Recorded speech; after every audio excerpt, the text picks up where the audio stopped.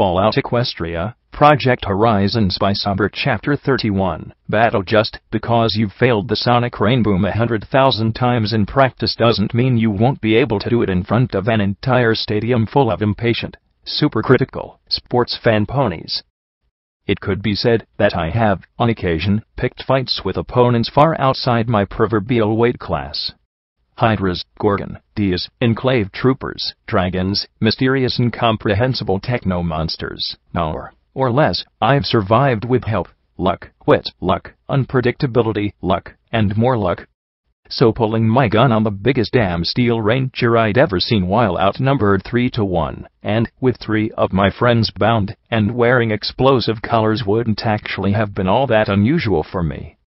Which, if anything, meant that it was even less likely to be a good idea. And, for once, it wasn't my plan at the moment. "What the hell is going on here?" I asked, as I pointed my horn at Lacuna. The purple alicorn caught my eye. "Step aside. You cannot honestly think to challenge us," the huge buck said with a dismissive wave of his hoof. He wasn't the one I was really paying attention to at that moment, though. "We free-turned and helped him recover his armor from locker in the office," Lacuna said, her telepathy sending her words only to me. "Unfortunately, when we left, we encountered the large one and his subordinates. They were less understanding of my appearance, and the first pair we encountered, Scotch Ape, was terrified of him and his demand for her pit buck. We were outnumbered, and, after so many teleports, I could not get away with the others. I would not abandon them, so I surrendered myself rather than fight. The goddess is quite put out with my weakness." "That cunt," I hissed, making the rangers look at each other. I probably looked like an idiot, a crazy mare, or both, but there was nothing new about that. I didn't know the rangers used slaves. Can't the alicorn just teleport out of the chains and collar, though? "The collars are for our protection. Not that it is any of your concern," the huge buck said, as one of the others trotted up beside him. He was saying something about me being the one to drop a building on the Flash Phillies. "When we have done our duty and recovered the young lady's pit buck, I will personally escort her to any location she desires." He looked at P-21. "This one, however, will be submitted to justice by our elder for attempting to place explosives upon my person. And, of course, the alicorn will be treated as is appropriate for a captured enemy." P-21 has examined my collar. It has sort of proximity sensor and will detonate itself and the other collars if I move too far away. I frowned, wondering if she could maybe, and unfortunately, no, I cannot teleport us away and leave the bombs and bonds behind. She couldn't. Why, but then the super hive mind intellect began to tell me exactly why. Oh, goddesses, didn't she realize that I wasn't a smart pony? I lasted 5 seconds before my eye began to glaze, which would be bad since I had 6 steel rangers looking at me. Fortunately, Lacuna apparently finally realized how far over my head it was, and stopped. Was it just me, or was she looking a bit smug? "Damn big-horned alicorns," a little pink pony in my mind caught sight of the blue buck's lips moving as he looked right at me. "Gaia? I loved smart ponies." "P-21 can disarm it, he is sure," Lacuna said. "But he needs a distraction." There was a pause. Then, "He swears he will not mess up like at Fallen Arch." I tried to calculate my odds of providing enough distraction for P-21 to get the collars off my friends before some pony pushed a button. Okay. On the other hoof, I couldn't see a detonator anywhere. That meant that it was probably built into the armor. No obvious pony to blast, which meant that the only way out was to get the collar off. So, distraction it would have to be. Well, there was only one thing to do, something stupid. In a snap, I had my shotgun out above me and cocked an explosive round with as much trauma as I could muster. "Well, then, I'm afraid that you and I have got ourselves a problem. I want you to let my friends go this instant." We were located at the crossroads of 2 major streets, with the firehouse occupying one corner. The rain had finally let up, and there was cover in the form of several rusted-out wagons. Blasted stores and 2- and 3-story buildings formed the bulk of the ruins around us. Fittingly, there was a faded billboard that proclaimed, "Better wiped than striped." Join the Steel Rangers today. Do not interfere with our sacred duty, young mare. We are the Steel Rangers, proud inheritors of a noble and distinguished duty to safeguard Equestria, and to reclaim and protect the artifacts of our glorious past. Heroes on his hind legs, I readied myself to jump aside from a super-heavy pneumatic stump, but gaped as he thrust one hoof dramatically into the sky and flexed the other leg. We are the last protectors of the equestrian wasteland, serving to put down monsters, fiends, and villains of all kinds, and we will not stop until we have fulfilled Applejack's wishes for a safe and prosperous future. Was he actually posing? My gun barrel dipped a little along with my jaw. I pointed at their captives. Right. Well, those are my friends you have there, mister. I tried to refocus myself. So you best hand them over. He curled both his legs in front of me and, sweet Celestia, I swore I saw the metal bulging. I am Paladin Sugar Applebomb Stronghoof, champion of the Steel Rangers, and heir to the Stronghoof legacy. He dropped his hooves to the ground with an impact that cracked the stones around him before turning to look at Lacuna. This monstrosity is an Alicoran, one of an unholy army that has forever waged terrible warfare against my order all across Equestria. The filly possesses a functioning pip-buck, an example of one of the finest pieces of equestrian technology ever created. And this buck is guilty of attempted assault and interfering in our most sacred duty. He snorted, and two jets of steam actually blasted from nostrils built into his metal helmet. We are sworn to take them back to our order. That helped me refocus myself. Well, I'm the Security Mare, and no pony is taking my friends anywhere like that. So, like I said, I'm afraid we have a problem. And if I have to take you all on, so be it. You'll be the first to go. 3 more rangers, bristling with guns, galloped onto the scene. Of course, in the spirit of love and tolerance, I am willing to negotiate, I added quickly. Then I blinked at the sight of a familiar gun. The armor might all look the same, but I never forgot a gun. Radishes. Please, Paladin Bow, Radishes began, and the huge buck looked over with a bizarre, dangerous gleam of his glowing eyes. I mean, Paladin Stronghoof. This is the mare who helped free Turnip from the Flashers. The buck with a missile launcher and Gatling gun combo coughed. Yep. I would have been a complete goner if she hadn't helped. And she's been trying to stop the fighting in the hoof, added Fruit Salad. Her friend's not a real Alicoran. At least, not like the other ones. Okay, so not all rangers were jerks. I still was not happy with them. As you said, which is why I was willing to spare that magnificent and terrible creature from a summary execution. But I cannot disobey my oaths to our sacred order, he proclaimed, rearing once again, and making all of us step back a little. Oh, such a horrible conflict of 2 heroic characters, he proclaimed, as he pressed his hoof to his brow. Okay. I looked at Fruit Salad, trying to convey with a look that she'd been right, this pony was definitely not playing with a full deck. Right, okay then, how to deal with the crazy huge pony in charge? I needed all eyes on me. I took a deep breath and looked at Glory, but she simply gaped back at me in stunned bafflement. Clearly, this was too much crazy for her to deal with. There was only one thing to do. I took a deep breath and rose on my rear legs. My braces wobbled a little, but I pointed my left leg right at him and grinned as wide as I could. Paladin Sugar Applebomb Stronghoof, champion of the Steel Rangers and heir to the Stronghoof legacy. I, Blackjack, Security Mare of Stable 99, descendant of the legendary card trick herself, challenge you to one-on-one combat for the safe release of my friends Lacuna, Scotch Tape, and P21. I easily imagined 9 jaws dropping at once. I could see at least 4. He looked down, way down, at me. For a moment, I had the horrible image of those massive piston hooves dropping and turning me into a round black and red mane pancake. And then, faster than I could believe possible, he moved. But rather than smearing me into pony jelly, he swept me up in a massive hug, his speaker booming, "Oh, what nobility! What courage! What heroism! fighting a battle of impossible odds against a vastly superior foe for the safety and well-being of her comrades. Holding me easily in one foreleg, he thrust his hoof towards the sky. This is the embodiment of all things the Rangers should strive for. He tossed me above the ground, catching me once more in his hoofs, and shaking me like a doll.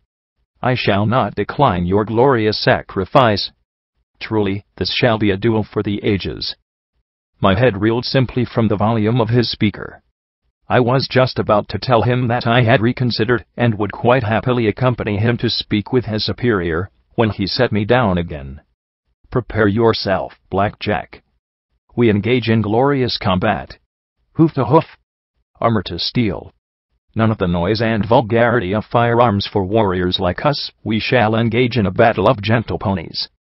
Wait, no guns? When had I agreed to no guns? That wasn't in the challenge. He was trotting away from the others, so I really had no idea how to bring it up. I looked at Glory, who hissed at me, Blackjack. What do you think you are doing? He's huge and in power armor. How are you supposed to fight that? Working on that part, I muttered. Why isn't he freaking out about my pip-buck?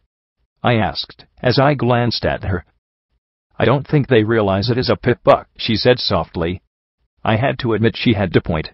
It was sleek and black, and might have been a part of the combat armor. It barely looked anything like a normal big, gray, bulky pip-buck, like Scotch tapes. Small favors, I supposed. I just had to be sure to not use it where they could see it.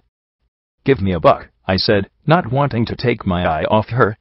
She balked, and I quickly added, my legs are jelly, and I need all the muscle I can get, and I'm dead sooner or later anyway. Give me a buck. I remember a time when I knew chems were bad for you. Worst doctor ever. She sighed, and fished out a tablet. As I chewed, she reached out and hugged me.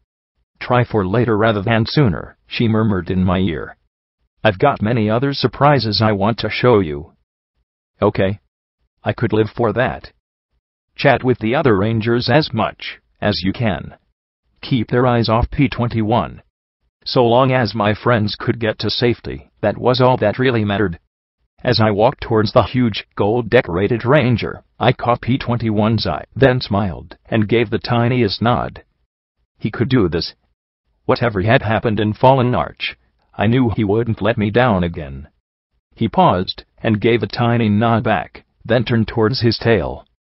Now all I had to do was put on a good show, till they were free. The buck helped steady my legs as I trotted before him. I made a show of tightening my braces, and he gave a snort. You're crippled, I see. Well, that makes this duel somewhat problematic. I suppose that you may be permitted to use a firearm. He sounded so disappointed.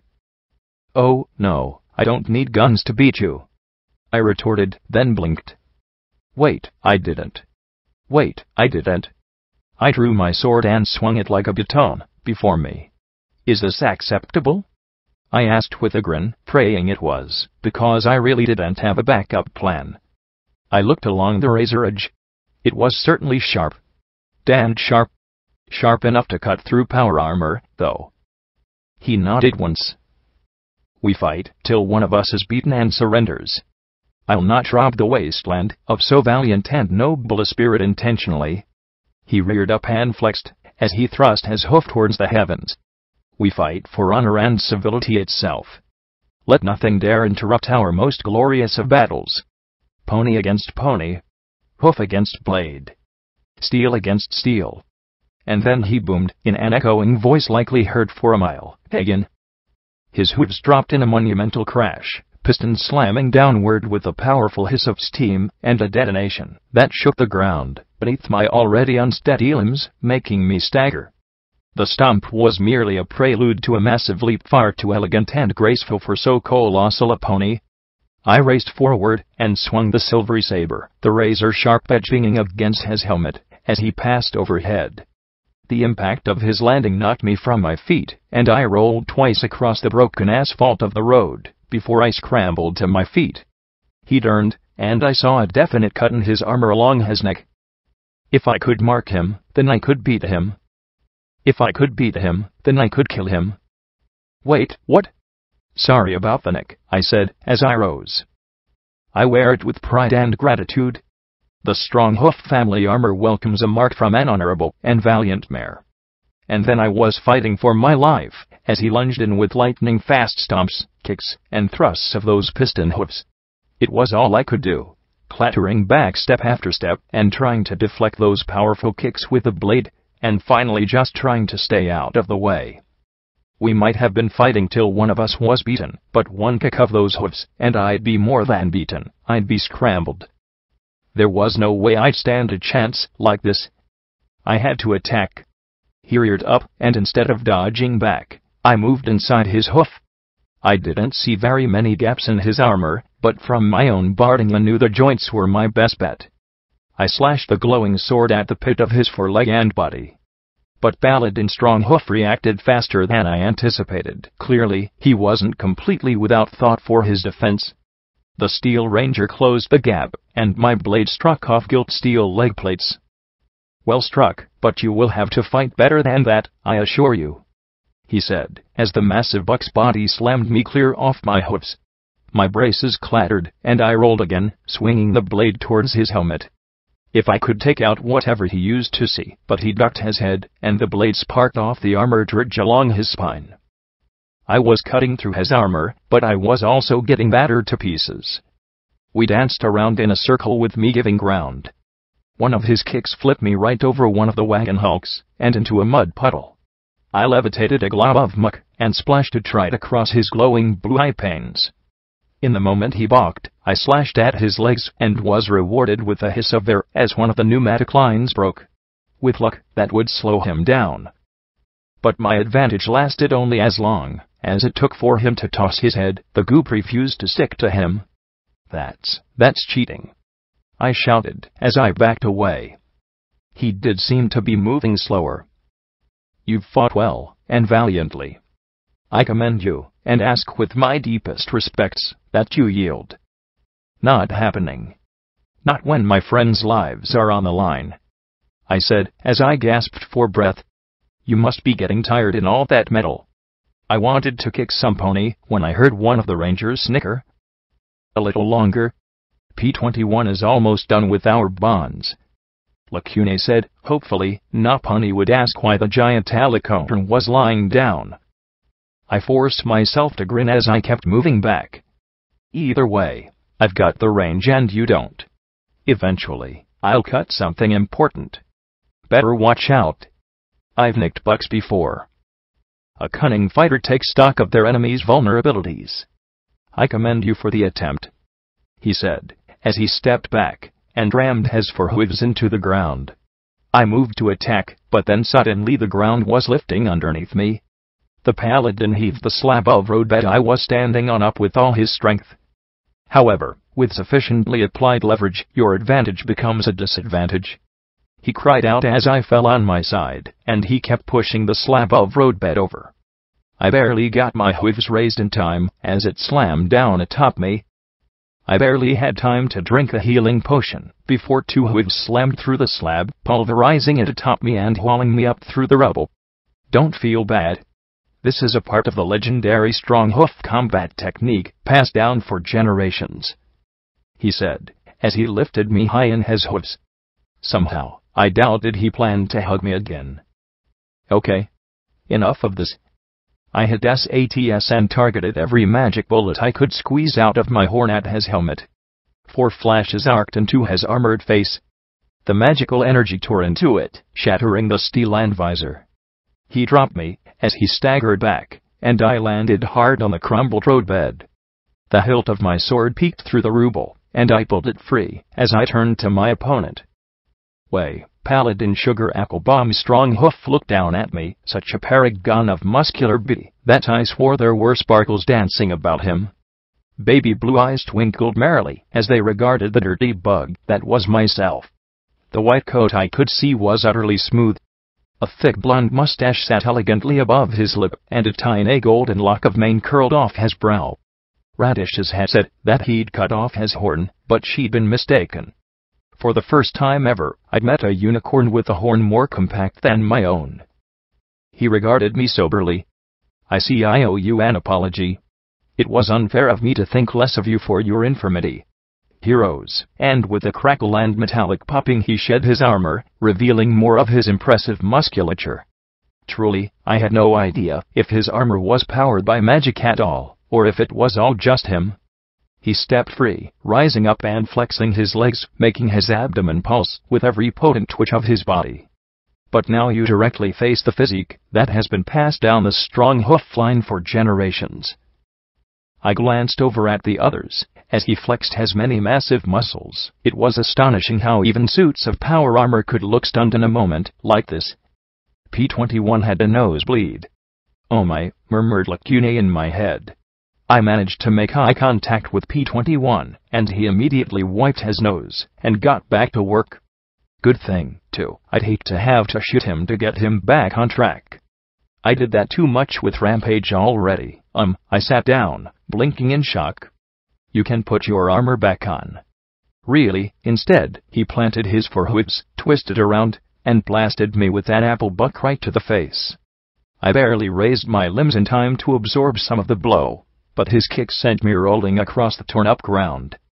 My head kept spinning for a few seconds, my vision filled with flexing images of a sparkling, beautiful buck beefcake, before I shook it off. You should never underestimate your opponent, Security. Others have done that when facing you, and you've defeated them all, he said, as he approached, and then once more slammed his hooves into the ground, sending a ripple through the pavement that blasted me into the air. Was he using some kind of freaky magic, or was he really just that strong? I landed in a heap and hauled myself to my hooves. Then he was once more upon me, and almost all thought of defense was gone, as he systematically pounded me again, and again, and again. It was all I could do to keep myself out of his hooves. I finally pulled together enough focus to bring my sword to bear and got myself a little room to work with. Yet no matter how I swung, I couldn't catch him. Damn it. I have to win. They're my friends, I shouted, as he deftly avoided a horizontal slice. How did a buck that big and beautiful move that fast? Your devotion is commendable, but it is no greater than my devotion to my oath and order, he replied, as he twisted under a slash, sweeping his hind legs under my own, and knocking me over as he deftly regained his feet. Yield, I beg you. Never, I shouted, as I brought the blade down in a savage killing blow. He rose once more on his hind legs, his massive, majestic hooves slammed together on the silvery blade, stopping it cold, as he stood before me. There is no shame in defeat, Blackjack, he said, as those bright blue eyes gazed down at me. I gasped, as he tossed my sword aside, exhaustion finally having scattered my focus. He dropped to his hooves and turned, presenting his side. It was a clear shot in a futile struggle, but I was just that stubborn. I twisted, and pulled back both my rear legs, and slammed my hind hooves directly at his side with all my force. He'd be able to block or deflect, or simply take it, I was sure. Then he'd punt me clear over the horizon, but I'd be damned if I'd give up before then. But my hooves connected solidly against his left side just below the rib cage. Instantly, he rolled over, wailing, "Oh no. You've struck my splenic ganglion nerve cluster, a strong hoof vulnerability that's been passed down for generations. Oh, the agony. The injury. Oh, I must yield." He lifted his legs to protect the spot I thumped. Glory was mouthing the word splenic ganglion and looking confused. "Release this noble fighter's friends." Pew. All eyes turned to P-21 holding Lacune's bomb collar in his hooves as unlocked chains dangled around the three. His own collar was nowhere to be seen. He looked down at the explosive in his hooves, then back up at the Rangers. He spat the bobby pin back into his brushy tail. "Oh, this is awkward, I'll say. I kind of expected not to win."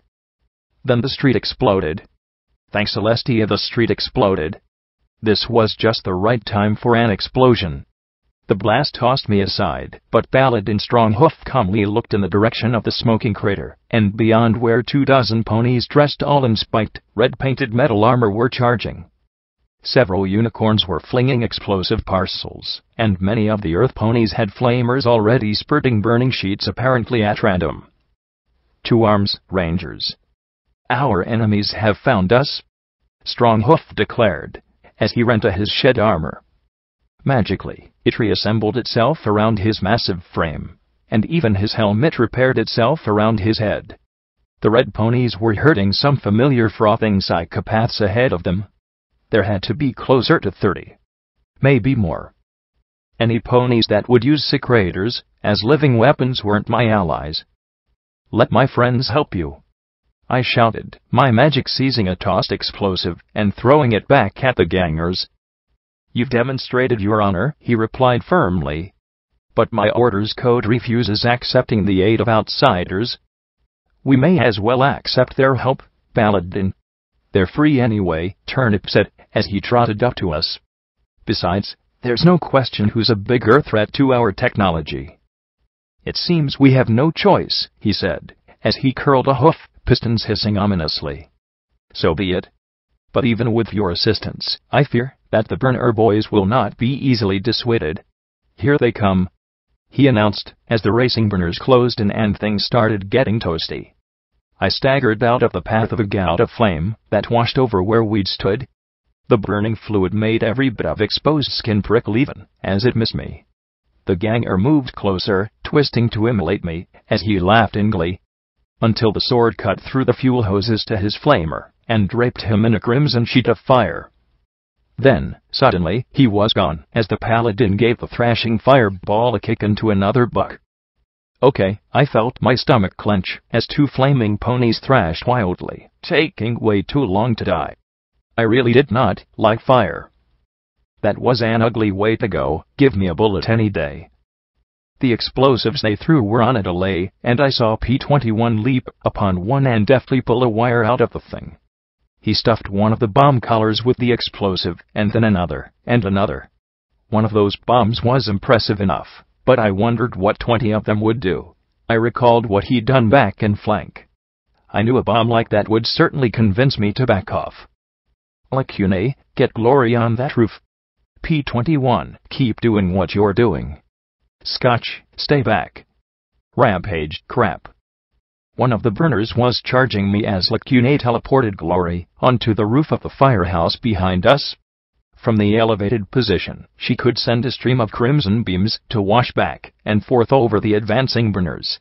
The Steel Rangers had established a firing line, and Gatling guns, grenade machine guns, and the thumping Brown Betty were starting to take their toll. The burners were taking cover and throwing smoke bombs. Frenzied raiders slammed into us with axes, clubs of rebar and concrete, and even a sword made out of a wagon's rear bumper. The earth pony wielding the sword seemed particularly focused on me, the mass and power of his swings slamming into my own upraised blade. I saw an opening as clear as day, though, and my sword turned faster than I'd ever wielded it before.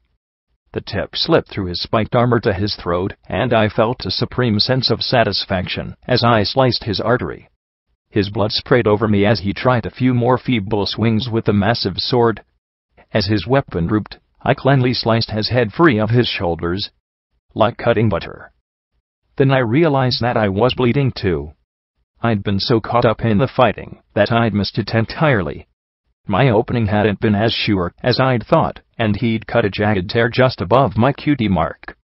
Another of Keeper's healing potions stopped the bleeding. If I lived through this, I'd have to send him a thank you note and ask where he got fresh healing potions. Suddenly, I heard the clatter of hoofs, and on my EFS a red bar appeared. I balked as I pointed my shotgun into the pool of smoke rolling up the street. It made my eye water, and the reek and rasp of whatever chemicals were in it set me coughing. Suddenly, I spotted a buck racing right at me. He was wearing a gas mask adorned with 4 inhalers screwed in place. The pupils were nearly non-existent in his infected yellow eyes as he raced right towards me. Oh, and his barding was made of explosives. I slipped into SATS and had just enough time for one explosive shell to his head. It popped his noggin, and a moment later the buck exploded. There was no blood or bone. He simply vaporized in a cloud of steel and a sheet of flame where he'd fallen. I was thrown clear off my hoofs, rolling across the cracked asphalt.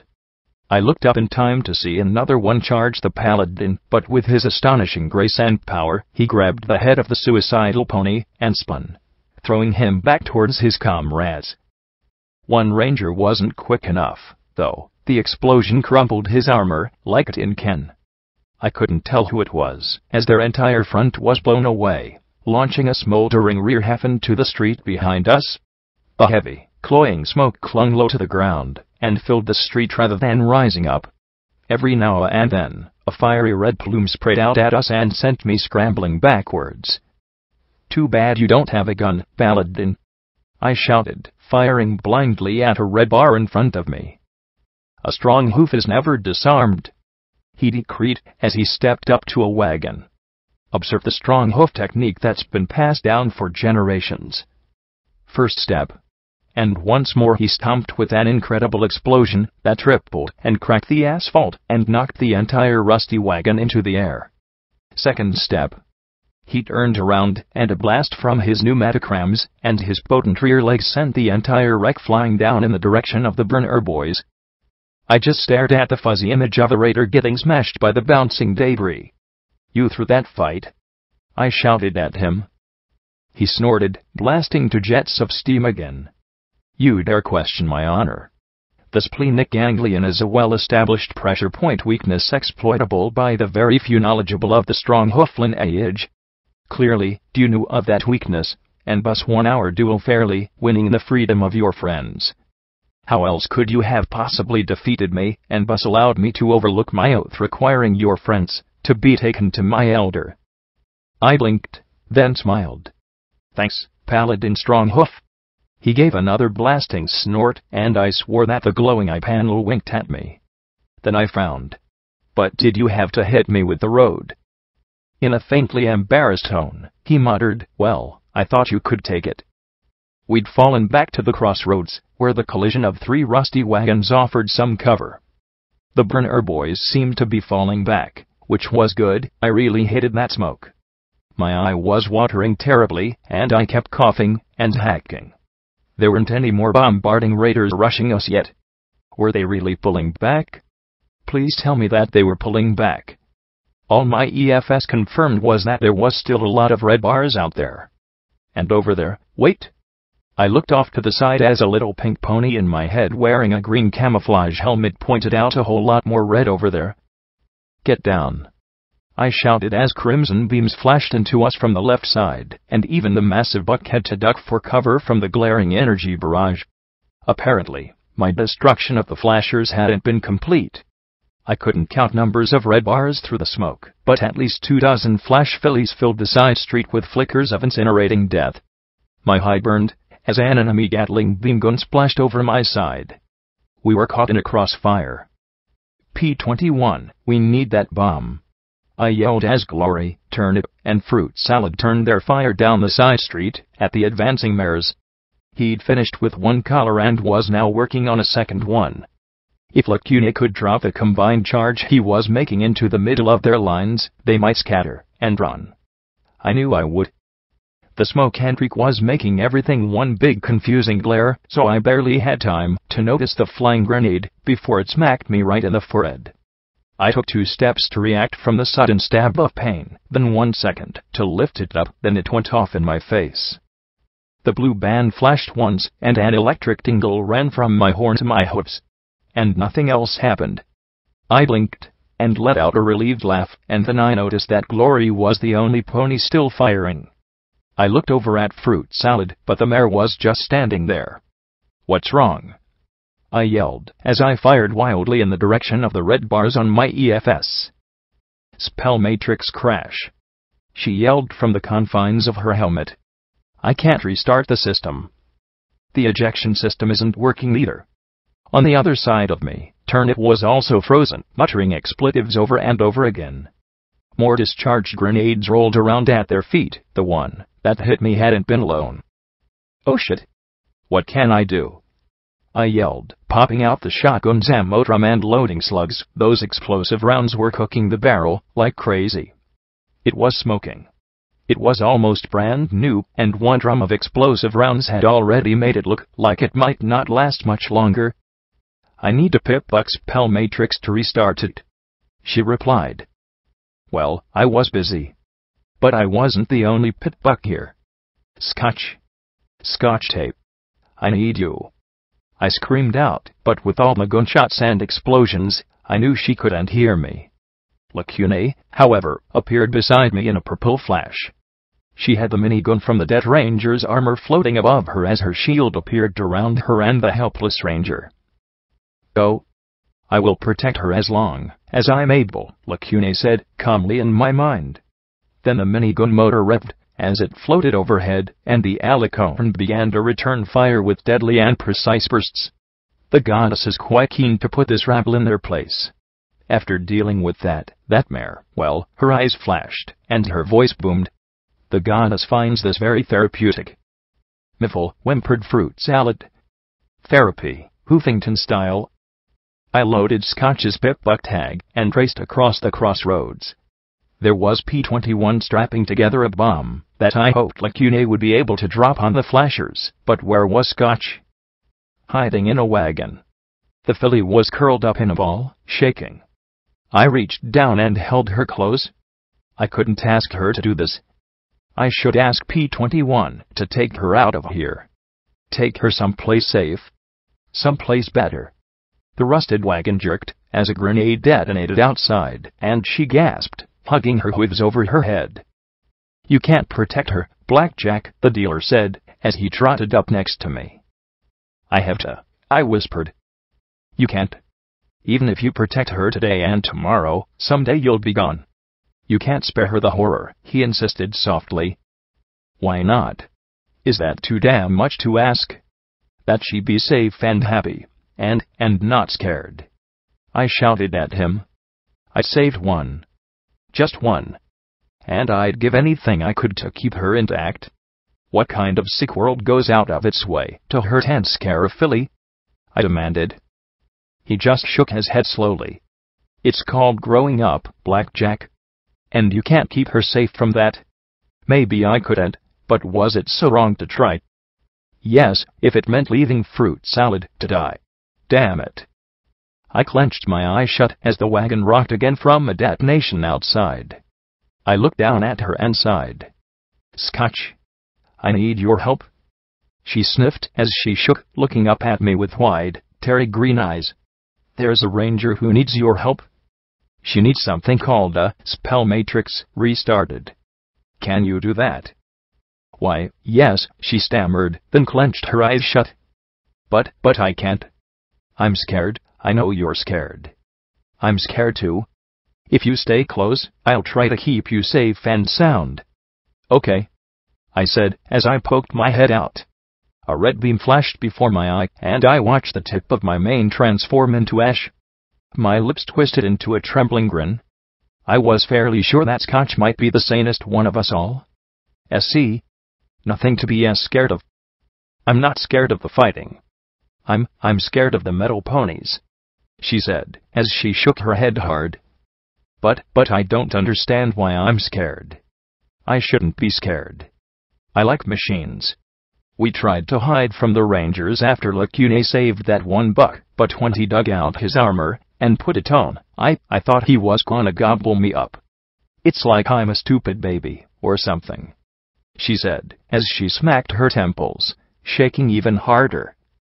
But you shouldn't be afraid, I muttered. Had the memory spell failed? Was it temporary? Or was there some instinctive part of her mind that remembered? Damn it, I knew it had been too easy. I know.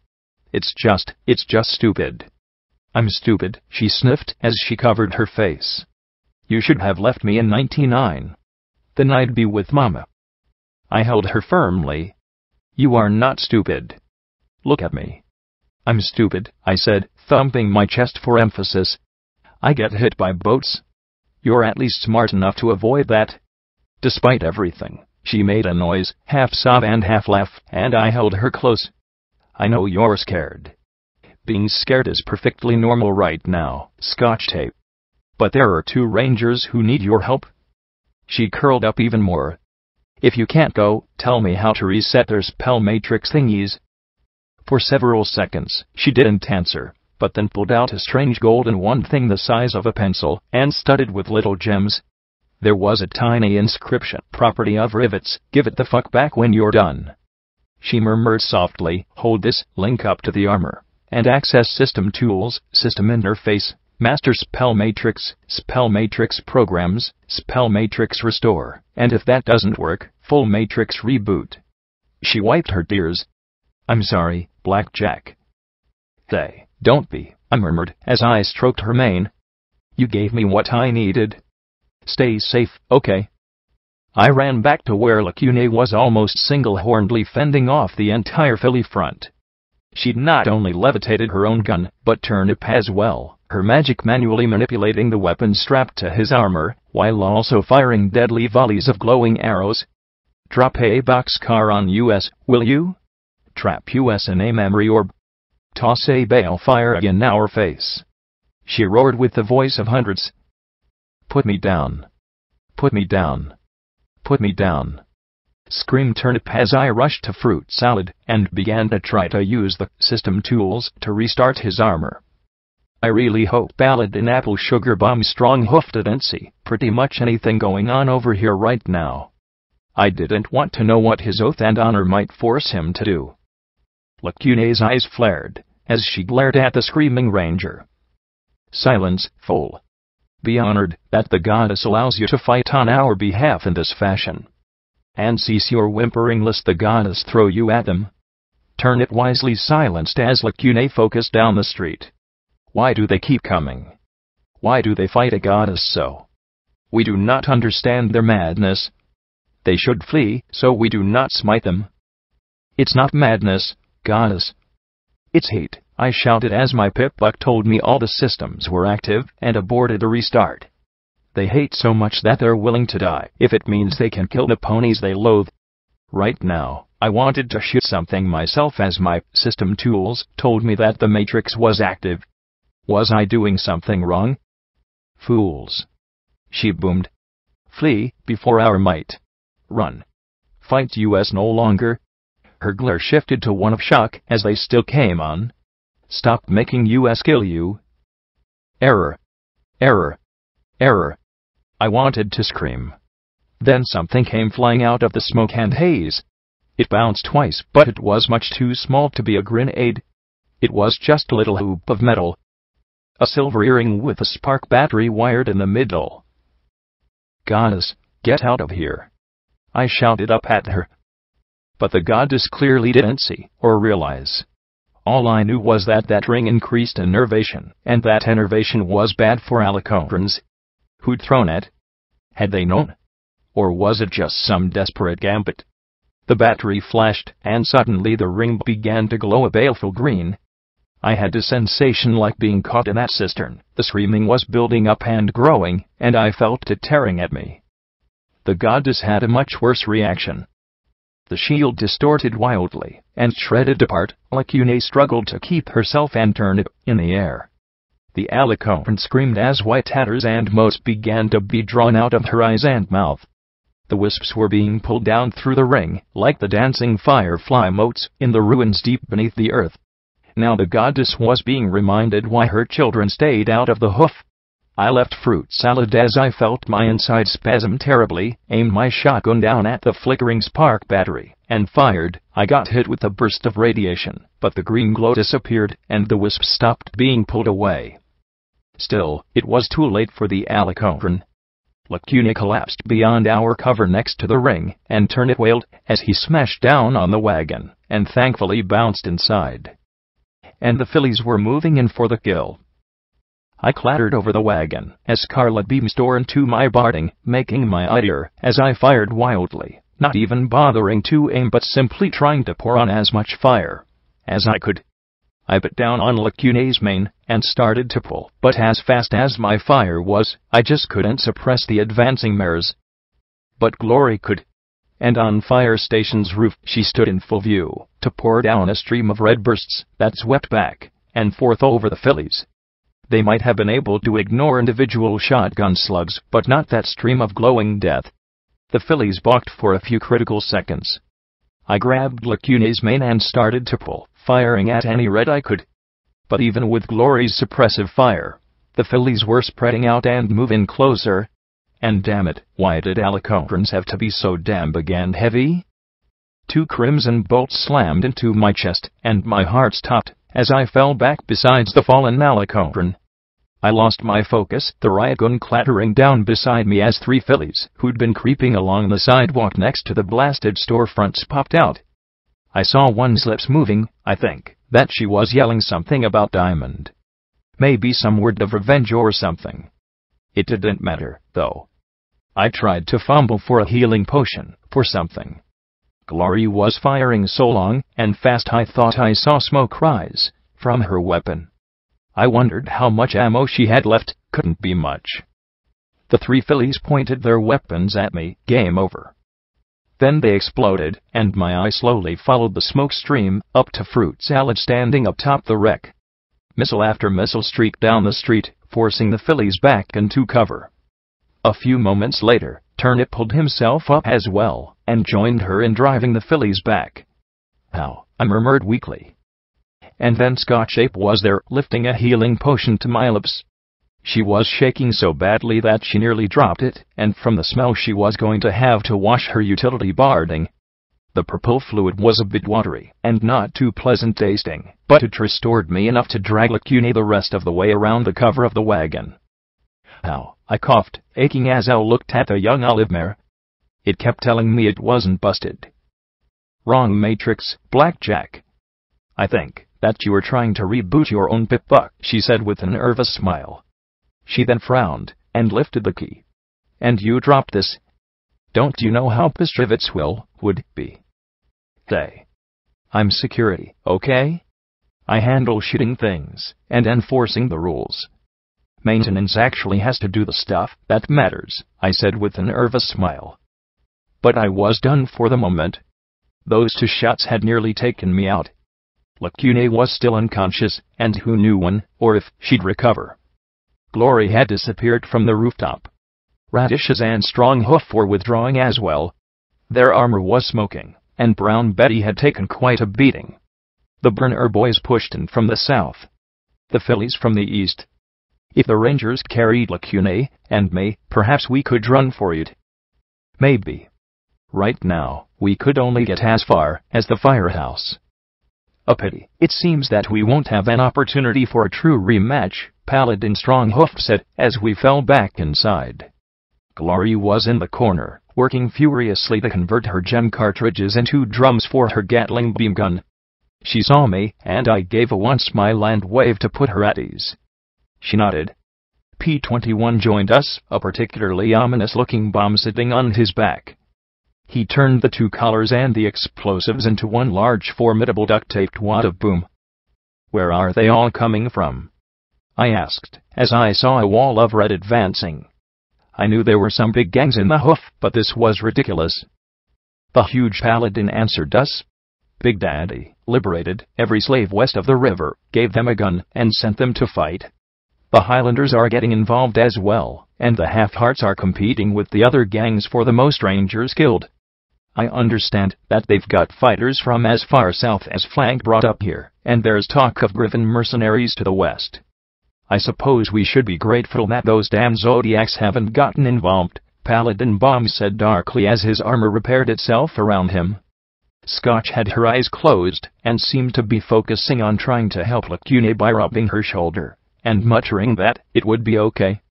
It seems that our order has done little to earn the love and admiration of the rest of the city, and that most will quite welcome our destruction. "Oopsie," I muttered, as I rose to my hooves. Lacune's eye was open, and she looked at me with an expression of profound suffering. Having a god stuffed inside you and then ripped out couldn't be fun. "So, what's the plan?" "I will go forth and engage their forces on my own. While they are distracted with me, your friends will be able to escape. Use the bomb to cover your withdrawal when I fall," he said matter-of-factly. "It has been an honor, Security. For the record, I feel you would have made an outstanding Steel Ranger." The fillies and burners outside were grouping up for a big push. "That won't be necessary." From outside boomed a buck's voice fit to make my teeth rattle. A half-dozen explosions tore into the gangers, making them scatter for cover. A section of wall was blown in, showing us with trouble, and in walked a buck, who could have been Deus' power-armored twin. He wore 2 massive artillery guns just as the former Reaper had. Paladin Stronghoof, your reinforcements have arrived. There had to be at least 12 rangers arriving from the north. Star Paladin Steel Rain. Paladin Stronghoof said, as he rose to his feet. The Star Paladin armor was even more fancily decorated, and his own, but with silver scroll work. I wondered if this was a norm for Steel Rangers, or just for their leaders. It seemed like a good way to know who to shoot, but then when he had guns like that, I supposed few ponies dared take a shot in the first place, or lived long enough to take a second. You have fought admirably, Paladin Stronghoof. You have my thanks for drawing our enemy together so that we may finally end this war once and for all. He gestured to the door. Take your soldiers and lead the counterattack. Leave not a single one of our enemies alive. Sir, the oath dictates, the white pony said, before his superior interrupted him, that you execute the orders of your superiors quickly, and without question. You have your orders, Paladin. Now return to the fight, he finished in a tone that suggested very ugly consequences, if Stronghoof argued. Very well, Star Paladin, Stronghoof said with a salute, but he was looking at me as he said it. Those glowing blue eye panels seemed to suggest caution to me. He and most of the other rangers left, and my mane went right to high, oh this isn't good, status, as I approached Steel Rain, and the trio of rangers he'd brought in with him. This was my chance. Star Paladin Steel Rain. I'm Security.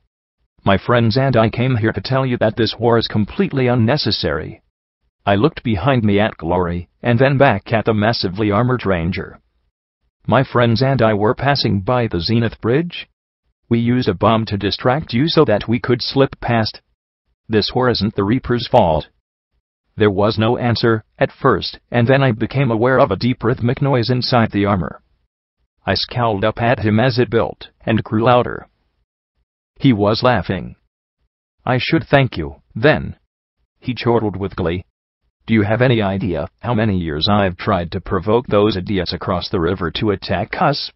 How many times the Elder has refused to allow me to wipe out those vermin? Joe? You wanted this war?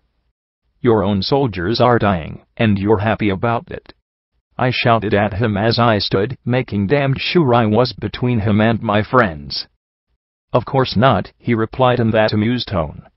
But I won't deny that, when I heard about the fighting, it felt as though Hearth's warming day had come, and I'd been a very good buck. Finally, the Hoofington chapter has the opportunity to show the wasteland just what the Rangers should be about. I glanced in the direction that Paladin Stronghoof had gone, before looking back at him. Why do I have the feeling that you don't think that it's about protecting ponies? Paladin Stronghoof's naive and adolescent fantasies of honor and protection hardly interest me. He inspires fools to waste our technology for the shallow and worthless admiration of others. Really, what do I care if some useless primitives live or die? P-21 slowly approached him. You think that technology should be hoarded, then? Stronghoof told us that your elders believe that. There was a frustrated growl from the armor. Yes, they do. They would have us hoard weapons and technology, like dragons, clutching our findings with paranoid hoofs, while we cower in our bunkers and bases. He turned to the side and gestured to the gun with a forehoof. This is a 120mm anti-dragon cannon built to fire custom-engineered concussion, armor penetration, and chemical rounds. It has 172 perfectly engineered parts, all manufactured of high-strength alloyed steel infused with a magical repair matrix to maintain perfect operation at all times. It has a precision range of over 2 miles, at which shells will still impact with a force of 5 kilomex. He looked right at me.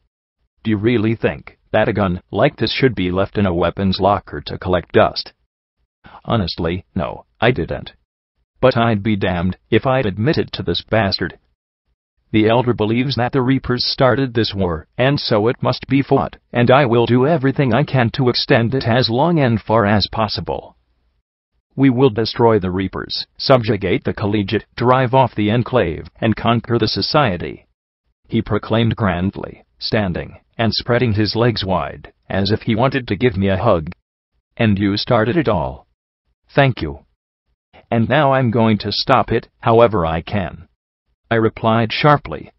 If Elder Crunchy Carrots really didn't want this war fought, then perhaps she could end it.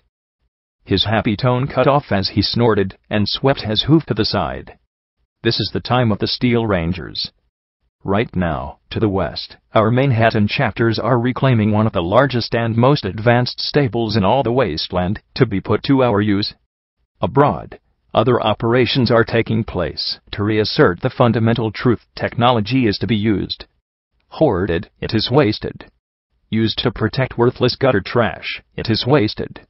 Only when it is employed to assert our power is its true purpose realized. He looked at Lacuna.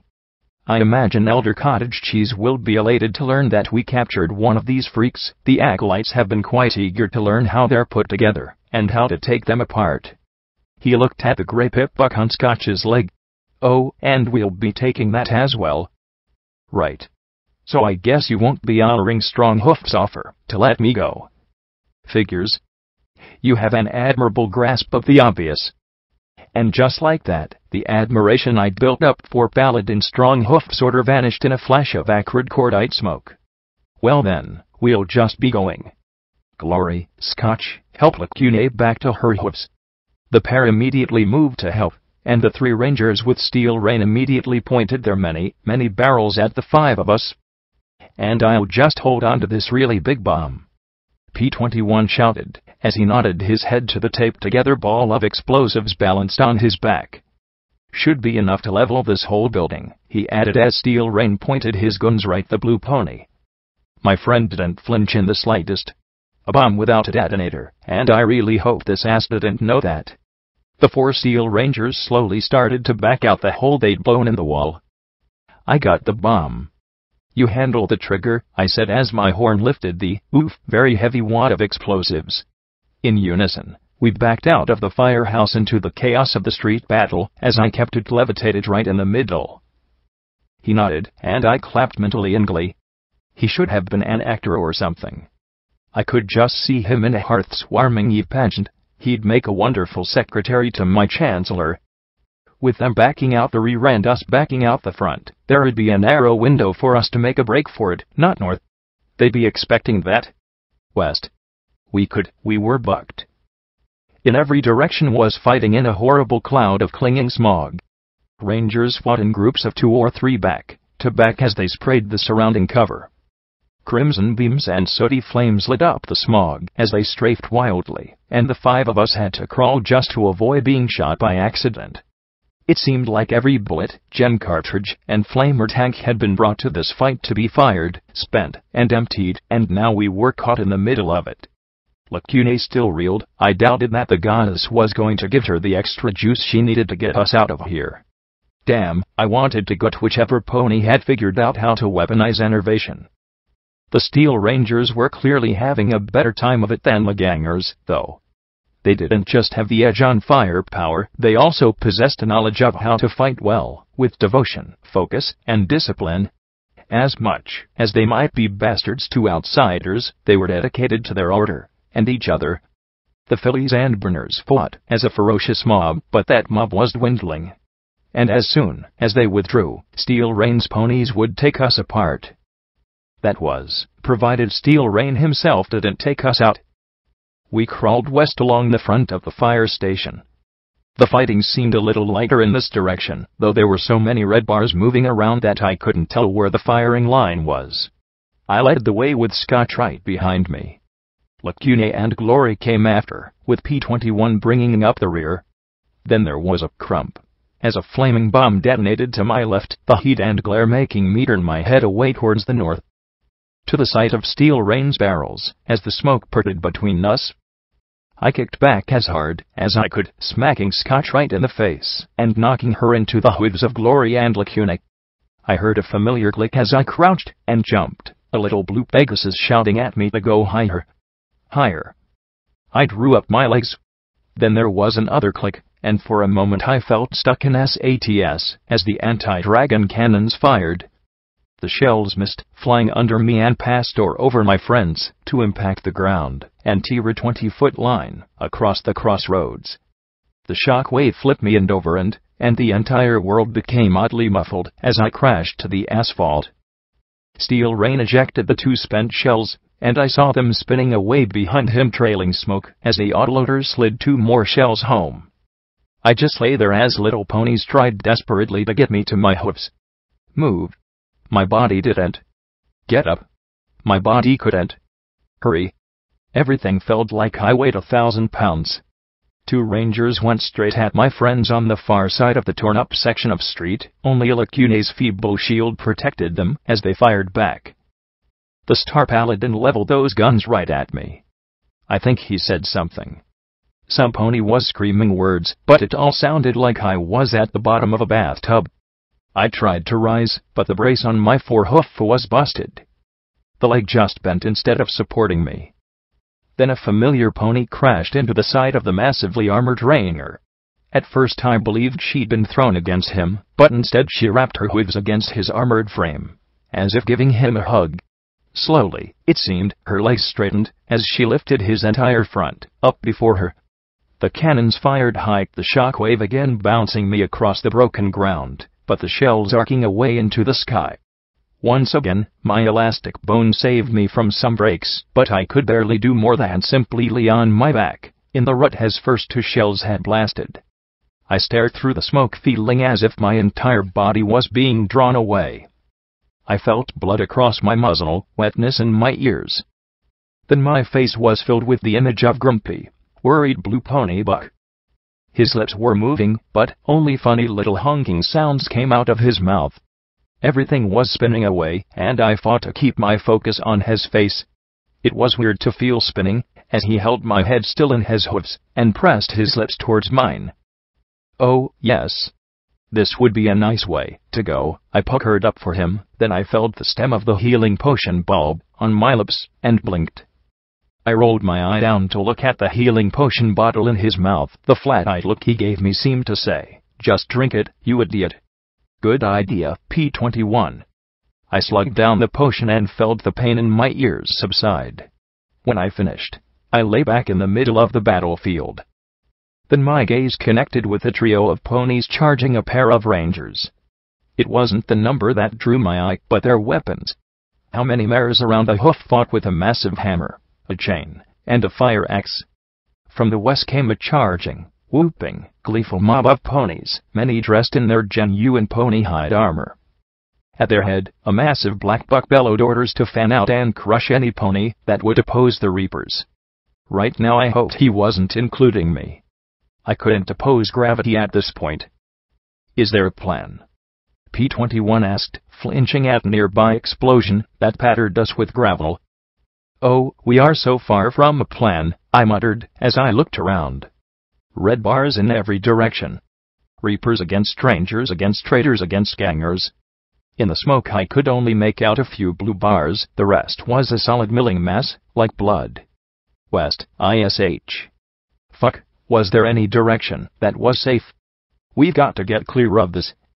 I'd go north, but right now I really did not want to get within 2 miles of Steel Rain.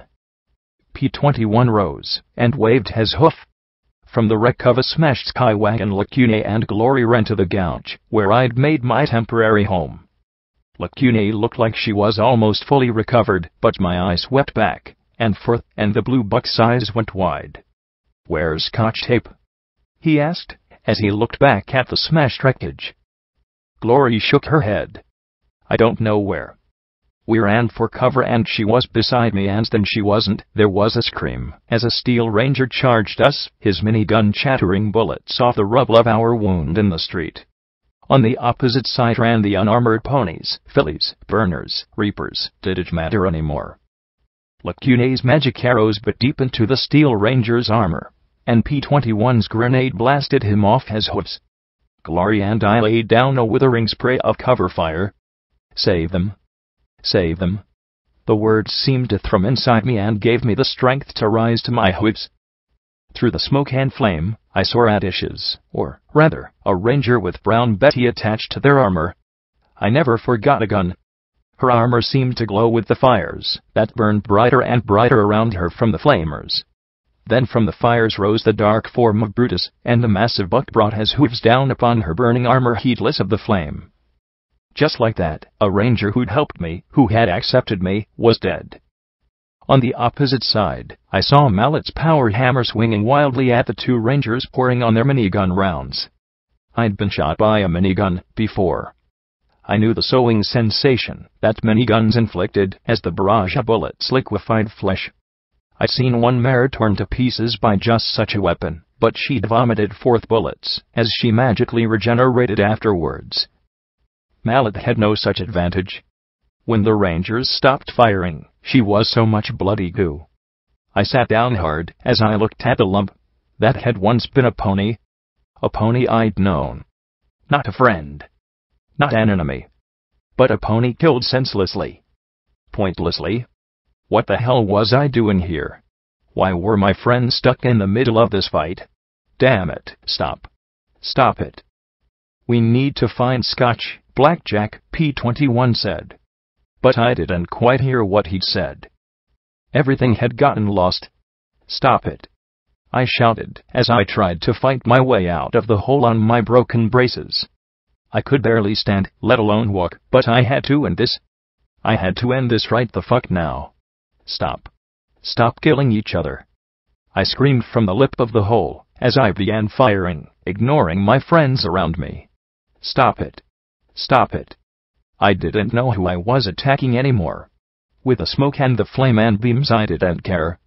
If it was red, I shot it. Shoot me, not each other. Shoot a pony who's dead meat anyway. Just fucking stop. I was shooting, and crying, and screaming, as I whirled from one to the next.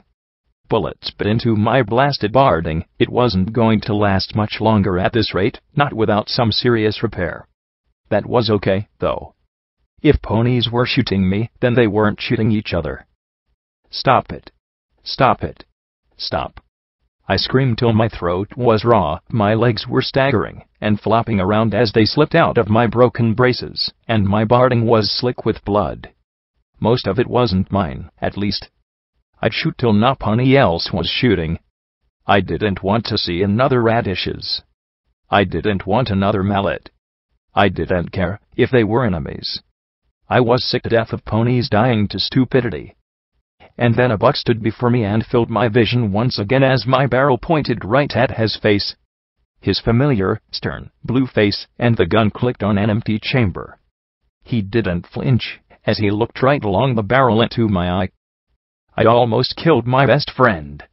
His eyes, hard and angry and confident, mirrored my own. He knew that this was fucked up. Pointless. Worthless. But he wasn't freaking out. He wasn't screaming like a lunatic and blasting ponies in a fit of rage.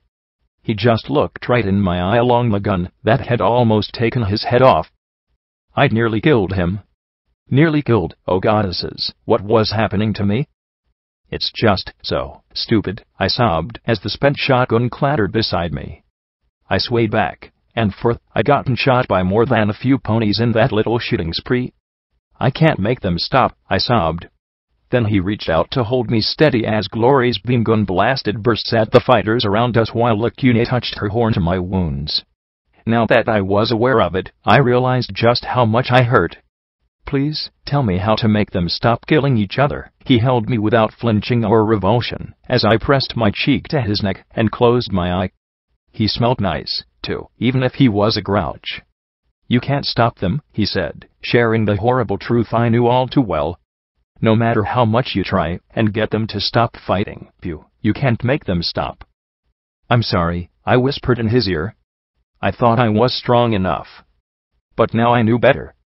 Now I had a clue of just what war really was, a fight so massive and all-engulfing that not pony, not security, not marauders, not ministry mares, not even princesses could stop it. I'd faced monsters and threats I'd never imagined a month ago. But finally, I'd encountered a monster so vast that no amount of bullets would kill it. That monster was war, and I couldn't slay it. Suddenly I had a great deal more sympathy for those mares so long ago, and remembered two princesses meeting in a tent. We invented it, and it had been birthed here. Here in this horrible city. It's not that you're not strong enough to stop it. The amazing thing is that you care enough to bother, he said softly before he pulled away. But we can't stop this fight now. We need to find Scotch and get out of here. Can you find her Pip-Buck tag? Because that was something I could do. Something that I could accomplish. I sniffed and nodded. Yeah. If you have any duct tape left, can you tape up my braces? Damn things broke. Damn things had busted from steel reins to near misses. I'd have been Blackjack foam if he'd actually hit me. I loaded the tag for Scotch's Pip-Buck. Don't think about what you almost did. Don't stop. Just get Scotch Ape and get out of here. Then I looked at the shotgun and hesitated. I'd almost blown my friend's head off. Would I be safe with it? Would they be safe if I had it? As if reading my mind, he scooped up the weapon and pressed it to my chest. Take it. Just stay with it, okay, Blackjack? If you lose yourself, we're all lost. Right. Yeah. Good point, I said as Lacune finished her healing. The purple alicorn looked as if she'd been put through the ringer. Apparently even alicorns had magical limits. The Pip-Buck tag was to the northeast, back at the fire station. A good place for cover. I looked at my duct-taped limbs. This was rapidly approaching pathetic. Let's get her, quick. Together, we kept low as possible as I click-clacked my way back towards the building. The roof was on fire. There was something ironic about that, I thought. Get her, get out, don't get dead, and get north to talk to Crunchy Carrots, and stop this insanity. There. That was a plan I could do. I pulled my head together as we moved between puddles of burning chemicals. I wondered if there was some mysterious force resupplying the burners with flamer fuel and the fillies with gem cartridges and magic energy weapons. Arming, just waiting for a spark. Then a shape lunged out of the cloying, swirling smoke. It was all fangs, claws, and a great stabbing scorpion tail. I looked at the swooping manticore and felt something shrivel inside me. You got to be kidding me. Glory knocked me on my side as the beast swooped low over us. The monsters were dropping out of the sky, ripping into gangers and rangers alike. Any semblance of an organized fight was transformed into a chaotic melee. I loaded a drum of flechettes and, laying on my side, pumped 4 blasts into the monster's flank. It roared, stabbing wildly with its tail as it brought its face around to bite. A 5th blast liquefied its features. I stared at its great gouged-out eye sockets as its mouth spread wide. A 6th blast tore down its throat and it finally collapsed. I swapped to slugs after that, forcing myself to my hooves. You can move faster than any of us, I told P-21. Get in, get her out. Right. Then do you want me to set off the bomb? He asked. I blinked in confusion. Maybe I had more brain damage, and I thought. He waved his hoof at the building. The bomb. The great big honking bomb we left in there. Are you saying that thing works?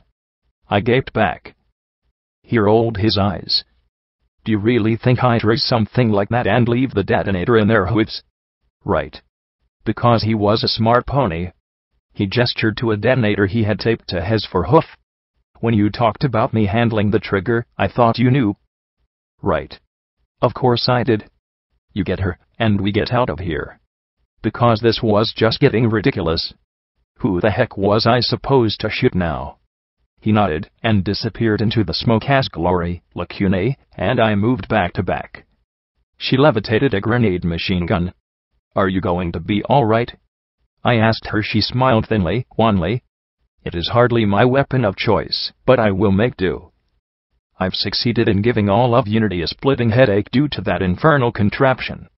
The goddess decrees that, when all of the wasteland has been converted to the Alicorn race, the first mega spell we perform will be to push the entire city of Hoofington into the sea.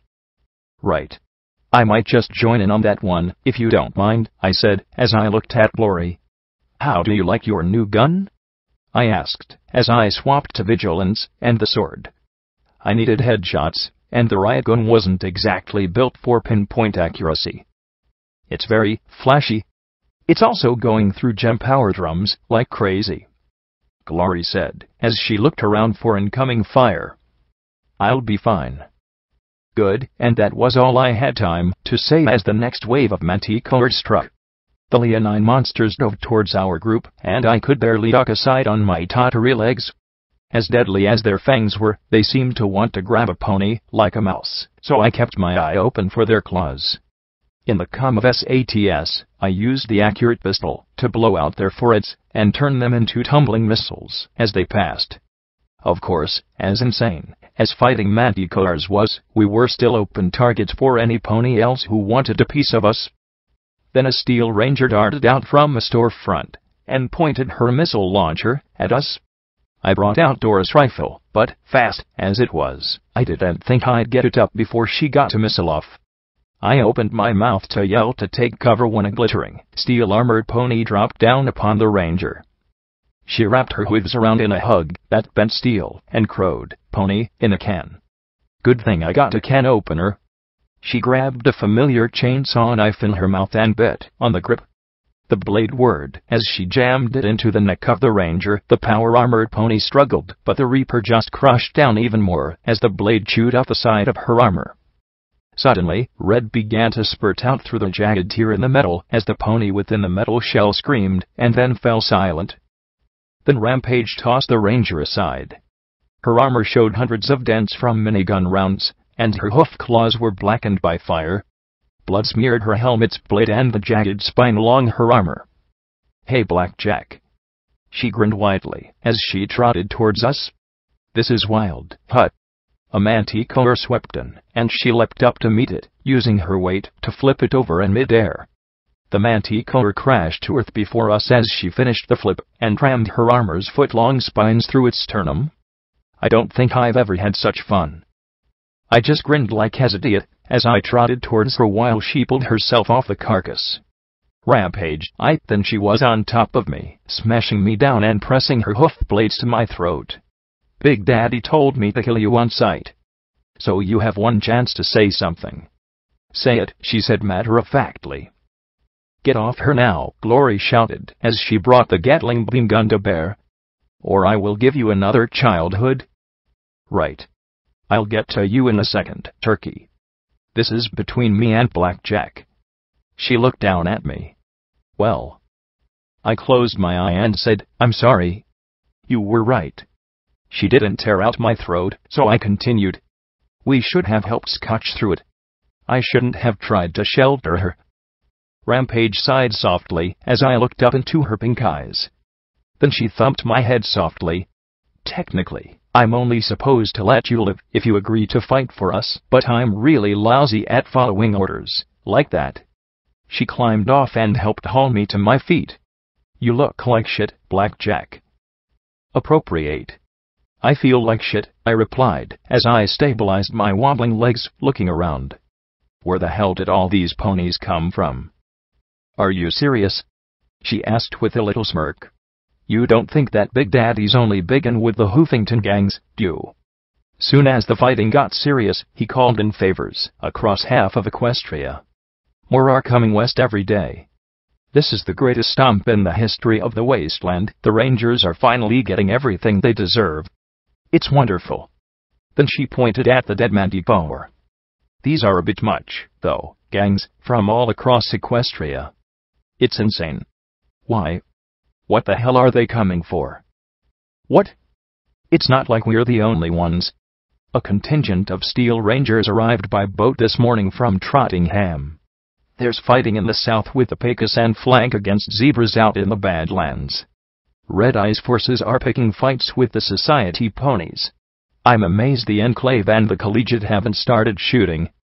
Hell, the only part of the hoof that isn't crazy is the Northwest. And that was because I gassed my stable, preventing the overmare from leading a cannibalistic crusade across the hoof." "It's not a coincidence," I muttered weakly, as I looked around at the fire and smoke. I get EC 1101 out of stable 99, and suddenly everything explodes. It can't be a coincidence. Well, it's not just here, either. Apparently the Rangers are stomping some stable outside Ponyville. There's war in Philadelphia. Red Eye has an army that's moved in around 10 Pony Tower. All of Equestria is going nuts. It's amazing. Rampage said with a grin, then looked to the side. Hold on to that thought, Blackjack. And she crouched and leapt onto the back of a manticore, savaging 3 unarmored ponies. At least we can't trust the Enclave to stay out of it, Glory said, as she coughed. There's no way they'd stick their wings in this mess. I gave her a skeptical look, and she said stubbornly, no pony up there would be dumb enough to mess around with things on the ground right now. Okay. But she still looked worried. The Enclave might not do anything against the surface, but what about against its own? I looked towards the firehouse. This was taking too long. Had something happened to Scotch? Had they gotten caught? Killed? My mane crawled at the possibilities. Right between my shoulder blades, maybe I was paranoid, maybe I'd finally cracked, but I flopped over to the side. For a second I felt like a complete idiot, and then the monster pony swooped by over me. The mare's scorpion tail glanced off my barding as she flapped her bat wings wildly. Then she dug in her claws into the asphalt as she slid to face me. How would you hear me coming? She asked, her tail stabbing at the torn-up street, her blue eyes glaring at me as she bared her fangs. Oh well, at least we can finish this. I hauled myself to my feet. Yeah. Let's end this, Jetstream, I said, as I looked at the tawny combination of pony and manticore, not taking my eye off her as 4 more manticores landed around us. Then she blinked her blue eyes in confusion. Jetstream. Suddenly she burst out laughing. I'm not Jetstream. I blinked. Well, aren't you? Had Sanguine altered her memory? Had the fusion mega spell robbed her of her identity? She looked at me with a smirk. What the hell are you talking about, Security? My name's not Jetstream. You couldn't pay me to be that stuck up. Before my change, my name was Brass. Brass. That mare who'd fucked with Doof. I stared at her. Then how would you become this? She gestured to herself with a clawed hoof. Oh, I jumped on this the first chance I got. A leg up on the food chain, wings, and command over these dumb critters. What was there to not love? True, they stuck me in stasis when the file was locked down, but I got to admit, I like the wasteland a whole lot more. I looked at her and then pointed a hoof. So, you were a soldier, volunteered to become this, and couldn't be happier? That's right, she said with a chuckle, snapping her tail. No angsty backstory. No regrets. You're perfectly happy being a monster, I said, as I smiled. She scowled at me, her claws scraping the broken-up pavement. Absolutely. Then she growled, as I burst out laughing. What's so funny? Glory and Lacune looked at me in concern, understandable, given that I'd been running around screaming like a maniac just a few minutes ago. I sat hard on my haunches and looked to the sky, extending my legs, as if thanking the goddesses themselves. Finally. I finally have an enemy to fight that I don't have to feel sorry for, I said, tears running down my cheek as I loaded a magazine of hollow point rounds into Vigilance. Do you have any idea how many times I've had to fight a monster pony only to guilt and whine and angst about it afterwards? But you? You're a complete monster, Brass, I said, as I slashed the sword in front of me.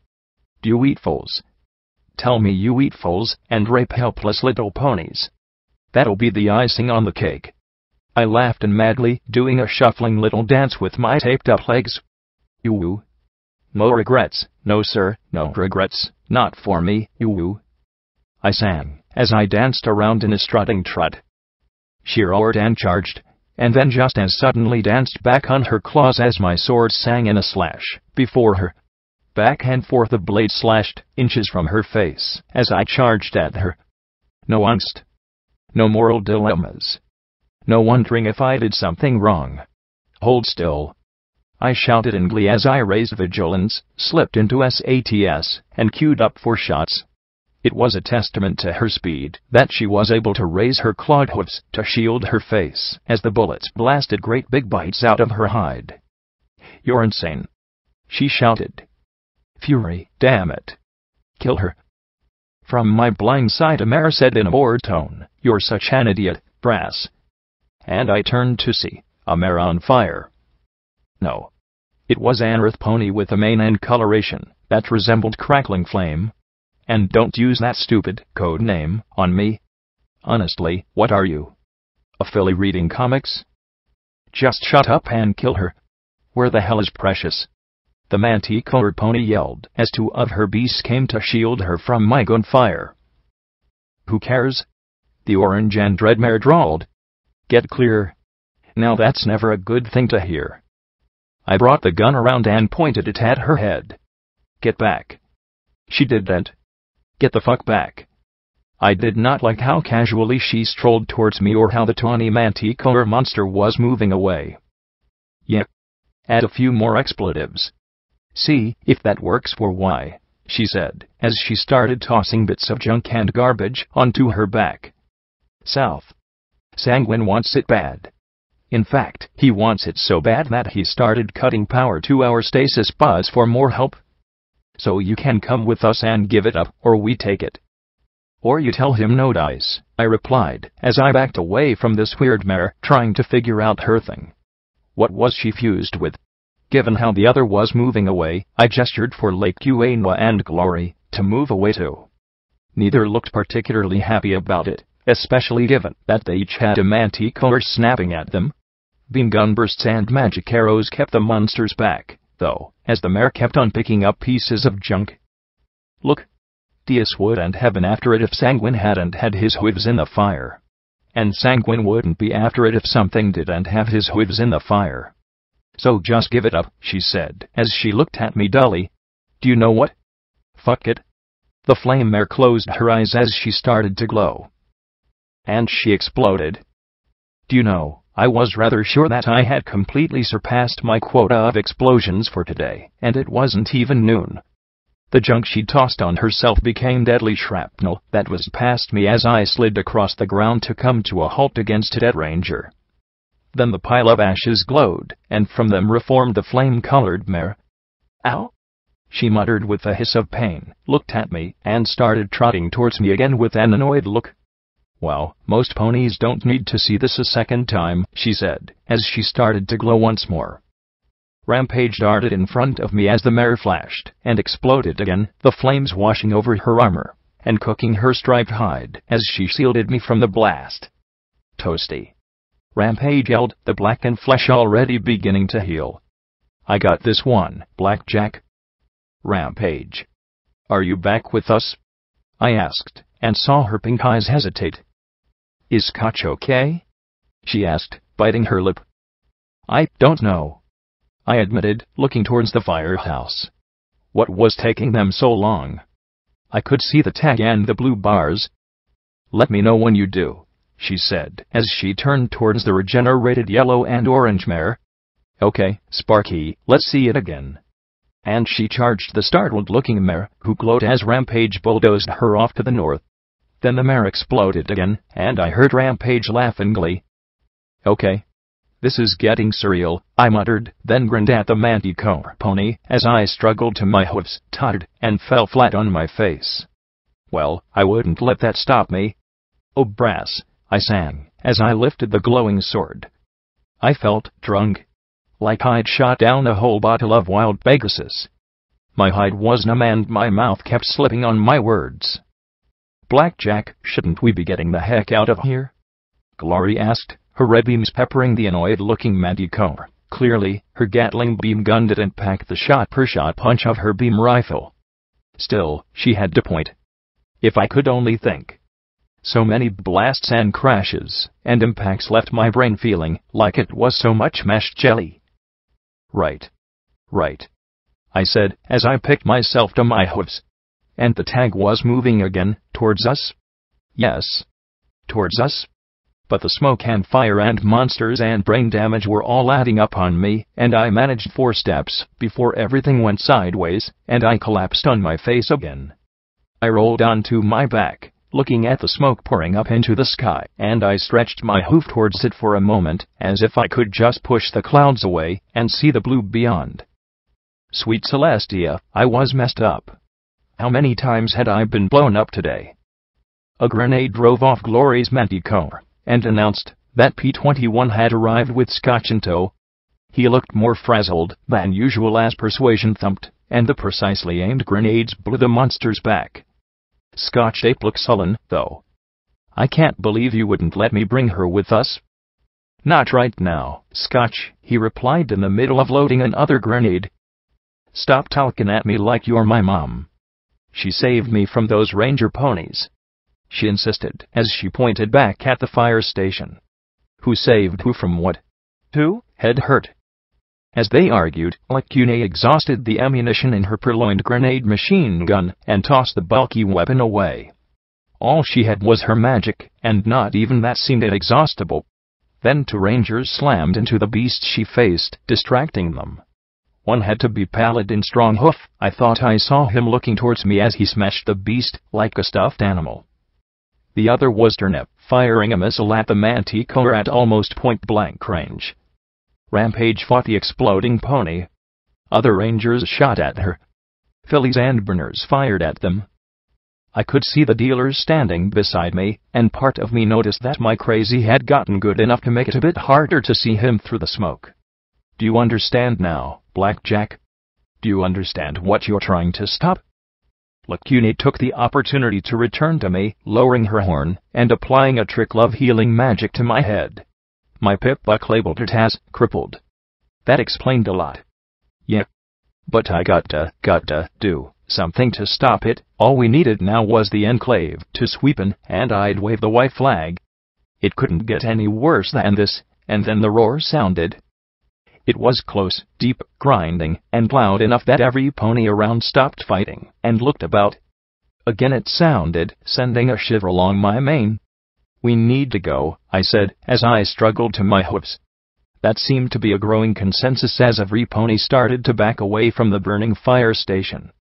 For a few seconds, there were only the sounds of crackling flames and the more distant fighters. Then a rumbling crash grew louder and louder, as the roar became a growing scream from the northeast. The firehouse exploded. No, not from a bomb or the like. Instead, the flaming structure was pushed completely over as a massive monster of metal half crawled over and half burst through the structure. I'd seen a machine like this before, half rusted and buried in a hillside. This one wasn't rusted, it was operational, mobile, and much bigger.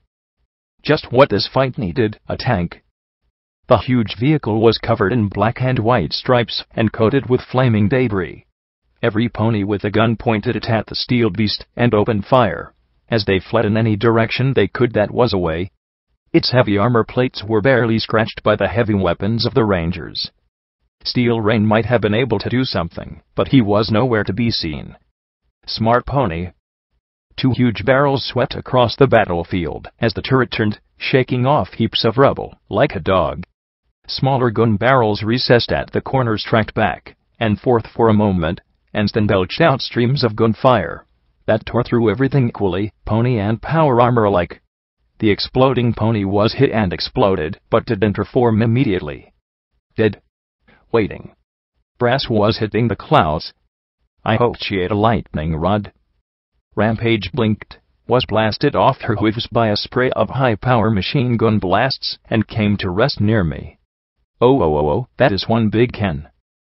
Those turrets now all pointed right at me, and the mechanical beast let out a long rev of its engines. Its tread started to grind through the firehouse rubble as it moved towards us. Of course it was after me. Everything was after me. I was wondering where the zebra infantry was. Then I looked at P-21 staring with his jaw dropped, looked at his bare back, and glanced at the rubble. Well, it'd be a shame to waste it. I reached out with my magic, flicked up the guard, and pushed the red button. Do you know, this was turning into a regular thing with me today.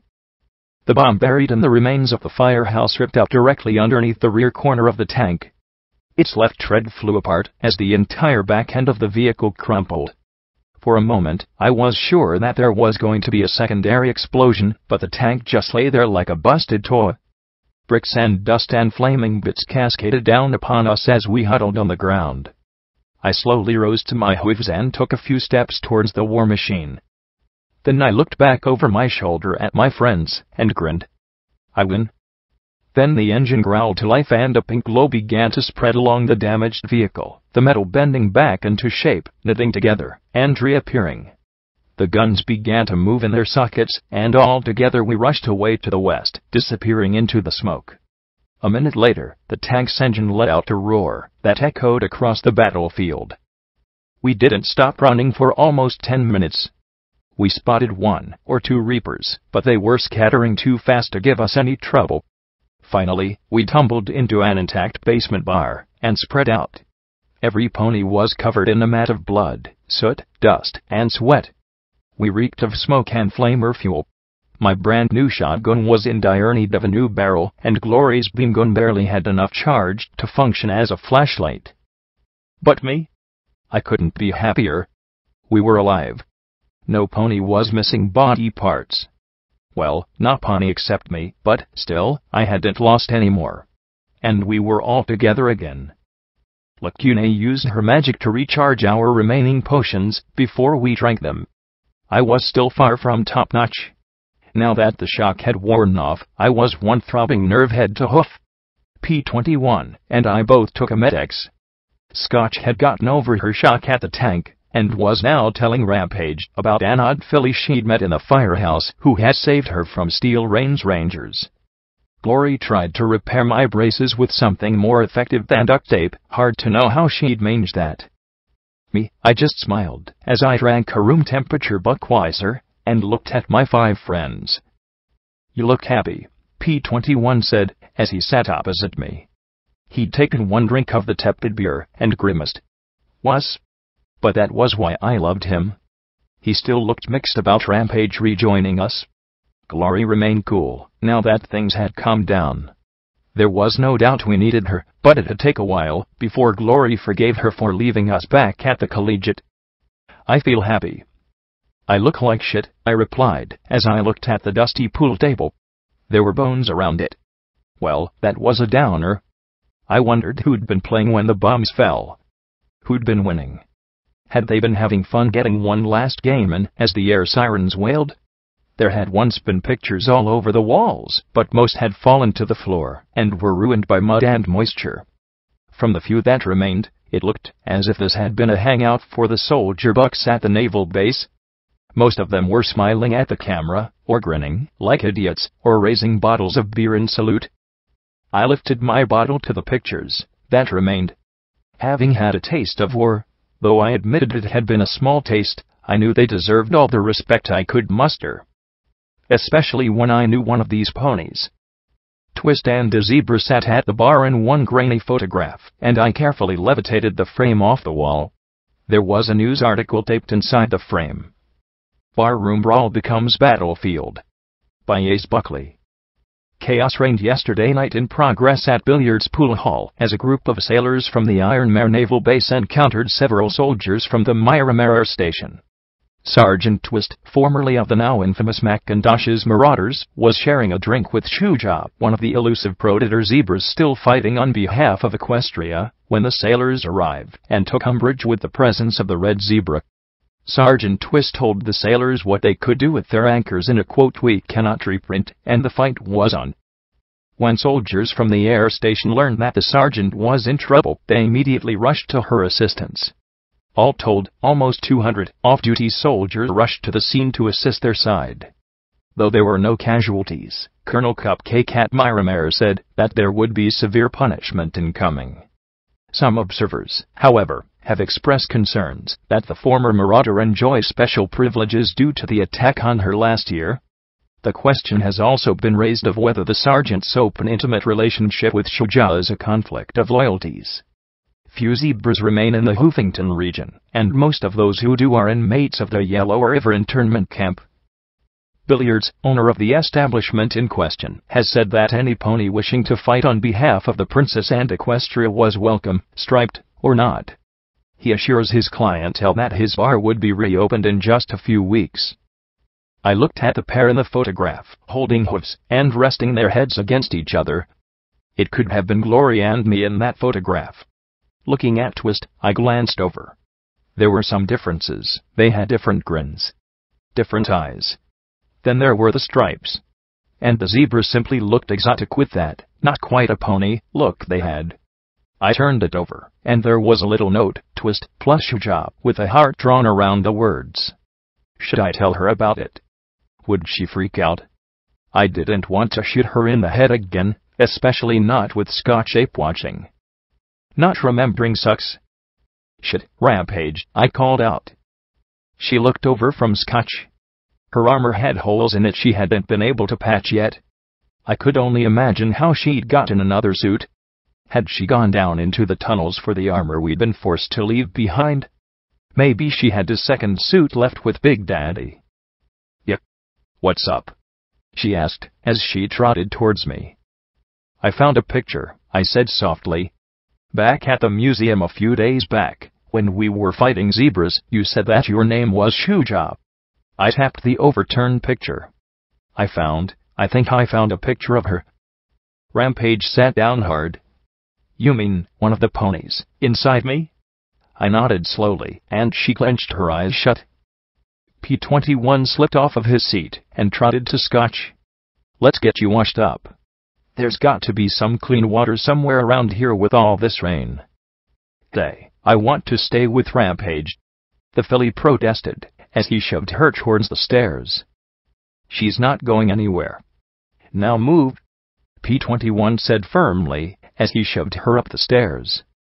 Rampage took the picture and looked at the little note. Shaking wasn't a good sign. She slowly turned the frame over, reached out with her hoof, and ran it over the glass, as if caressing Twist. I don't understand these feelings, she said, as she started to cry. She gave me a snotty sniff. I feel all mixed up. This is me, she said, as she looked at me with wide eyes. And I love her so much, and then she pointed at Twist. But this is also me. I know it, I see it. And I love her so much it hurts. And yet, I hate her too. I'm so angry at her. And she dropped the picture and hugged herself. But why? I don't know these ponies. Two souls in one, Lacune said softly. Rampage's hooves dug into her sides. I don't understand. Am I Twist? Am I Shoejob? Am I both? She sniffed and shook her head. I don't understand at all. I want to rip open my chest. I want to save her, but I don't understand why. None of it makes any sense. She stared at me with her wide, pleading eyes. Who am I, Blackjack? What am I? I knelt down and hugged her, hoping that she wasn't going to crush me like a bug. I don't know, Rampage. Burlosday. Twist. Shoejob. I stared at her. I wish I were a smarter pony. Then I could figure all this out. I looked up at Lacune, wondering just how many souls you could fit in one pony. My whole life, I'd always been Blackjack, maybe not the smartest pony in the stable, but still me. I had a mother who raised me better than other ponies I knew, and I had never had to question who or what I was. The sight of the Reaper looking at that picture with such an expression of confusion and pain, her jaw grit as she looked from pony to zebra and back again. Finally, she pushed the picture away as she sniffed. If Big Daddy could see me now, how do you feel? I asked, and she hiccuped and rubbed her nose. I feel, goddesses, I'd say messed up and crazy, but apparently that's not how crazy works. I look at the pictures, and part of me says, that's me, and other parts say, no, it's some pony else, and they're fighting with each other. And part of me loves what I see, a part of me hates what I see, and it's just wrong. I want to apologize to myself, and kill myself, and cut out my heart, and, just crazy. She looked at Glory plaintively. Are you sure that I'm not crazy? Positive? It would explain a lot, wouldn't it? Glory sighed, and gave a small, comforting smile. The gray pony just didn't have it in her to hold a grudge. No. If you weren't aware of the conflicting impulses, maybe then it might be some sort of personality disorder. But since you are, sorry. She took a deep breath. It's how I normally feel. little impulses and urges and conflicts inside me, and all of them screaming for attention. Sometimes I feel like a school teacher or something, and my head is a kindergarten." She groaned. "Mintails, help me focus on what's what, keep it all straight." "Well, sorry, I can't help more," I said with a sigh. She just laughed weakly, shaking her head. "Blackjack, before I met you, I didn't think that I could be helped at all. Nothing made sense. Now I know the name of at least one pony inside me. Maybe two. At least I've got some hope that I can figure it all out. There's nothing worse than being a stranger in your own skin, feeling different parts of yourself battling it out." "Do you think you're still a threat to Scotch?" I asked with a concerned frown. "I don't know," she said as her smile disappeared. She hung her head with a sigh. "Now that I know, I felt that urge. I won't lie. Like a pressure inside me wanting to snuff her out before she could hurt more. But I didn't let it lock me out this time." She rubbed her head. "I think I'll be fine. Just try not to leave her alone with me if you can help it. No reason to tempt fate, right?" "Right. Tempting fate would be the last thing I'd ever do." I asked the question I'd been dreading since seeing the Reapers fighting. "Do you think Big Daddy can cut this war off if we get Crunchy Carrots to agree? More importantly, would he still want to?" She sighed. "Maybe. I think so. If we do it soon." "But why would he want to? I thought that Big Daddy liked a good stump." Glory asked with a small frown. Rampage chuckled mirthlessly. "He does. But he's smart enough to look past the stump and figure out that, even if he crushes the Rangers, he's not going to have much left afterwards. Big Daddy's always been about encroachment. Squeeze the Rangers out block by block, month by month. He never wanted a war, he just fought because they shot first. Well, some pony else shot first. That gave me hope." "Okay. Well then, we'll keep going to meet with Crunchy Carrots. You can say that you're Big Daddy's ambassador, or something. It'll sound better coming from a Reaper than Security anyway. We'll explain how we started things, apologize, and hope she can rein in Steel Rain. It should. It takes a lot for Rangers to break ranks." Rampage agreed. "But you can bet Steel Rain won't just let us meet with the Elder," Glory chipped in. "Correct." I sighed and looked at Rampage. "Do you know the naval base at all? You've been all over the hoof." She nodded and walked to the bar, digging around a bit before coming back with a piece of scrap paper and a pencil. She drew a rectangle and pointed a hoof at it. "This is the naval base itself. Mostly a bunch of reinforced warehouses. Whole place was lousy with radiation for years, but I guess enough of it washed out or wore off for the Rangers to move in. West of it are a whole bunch of docks. That area's one massive rusty dangle. East of the main area, there are these big factory buildings, where they used to make ships and stuff." She drew a scribbled mess on the left side of the rectangle, and a smaller square to the right. "South of it is Iron Mare Town. Mostly ruins. There used to be squatters, but the Rangers stomped them years back. Still, that area is probably thick with Ranger patrols." She drew a great big backwards capital F above the central rectangle. "This is the breakwater and pier. Not sure how much cover or stuff there is." And then she drew a lozenge shape on the bottom of the lower arm of the F. "And this is the Celestia. The Steel Rangers have made it their fortress in Hoofington. It's the big reason the Reapers haven't tried a war before. No pony knows if the big guns work. No pony wants to find out what it'll take, if they do work, to get Crunchy Carrot to use up any ammunition for them." Finally, underneath the square, she drew a circle. "This used to be the headquarters for the base. Big old building, guess it used to be a bunch of offices." But she drew another circle, this one made of a dotted line, to the right of the headquarters. "This is the Iron Mare crater. The bomb missed the base outright, but you know what they say, the only time close matters is horseshoes, and grenades, and balefire bombs," I muttered. "They really say that?" Glory asked with a confused frown. "Spoken like a pony who's never gotten a ringer," Rampage chuckled. "Balefire bombs ring." I waved my hoof. Okay. So, if we can get through the headquarters building, then through the factory, we should be able to find some pony to set up a meeting. Maybe Strong Hoof, if he survived. And it'd be hard for me to think of an e-pony who could kill that stallion. I smell a whole lot of make it up as we go coming off this plan, Glory said with a resigned sigh. Of course. Wouldn't be fun otherwise, I said with a smile. I looked at Rampage, who was looking at the newspaper clipping. You want me to hold on to that for you? She jumped, looked at me, and then nodded once. I carefully removed the picture from the frame and slipped it into my saddlebags. I'd keep it safe. It was one of the few things I could do for her. We all took a few minutes to rinse off the grime and grit from the battle. Already I was missing the last time I had wondrous hot water cascading over me with a mare scrubbing my flanks. An unoccupied bathtub would be wonderful, too. I had never appreciated how a hot shower was a hallmark of civilization. It seemed so simple, but right now I could go for a week-long soak, which would give me a few more weeks to get stuff done before I died. Tick-tock tick. As we set off, I imagined the taint battling with my cells, slowly advancing and encroaching on healthy tissue, building up bases and fortifying tumors, staging raids and assaults on my intact organs, till it completely controlled the territory of my body. I could swear I felt little explosions inside when I moved wrong.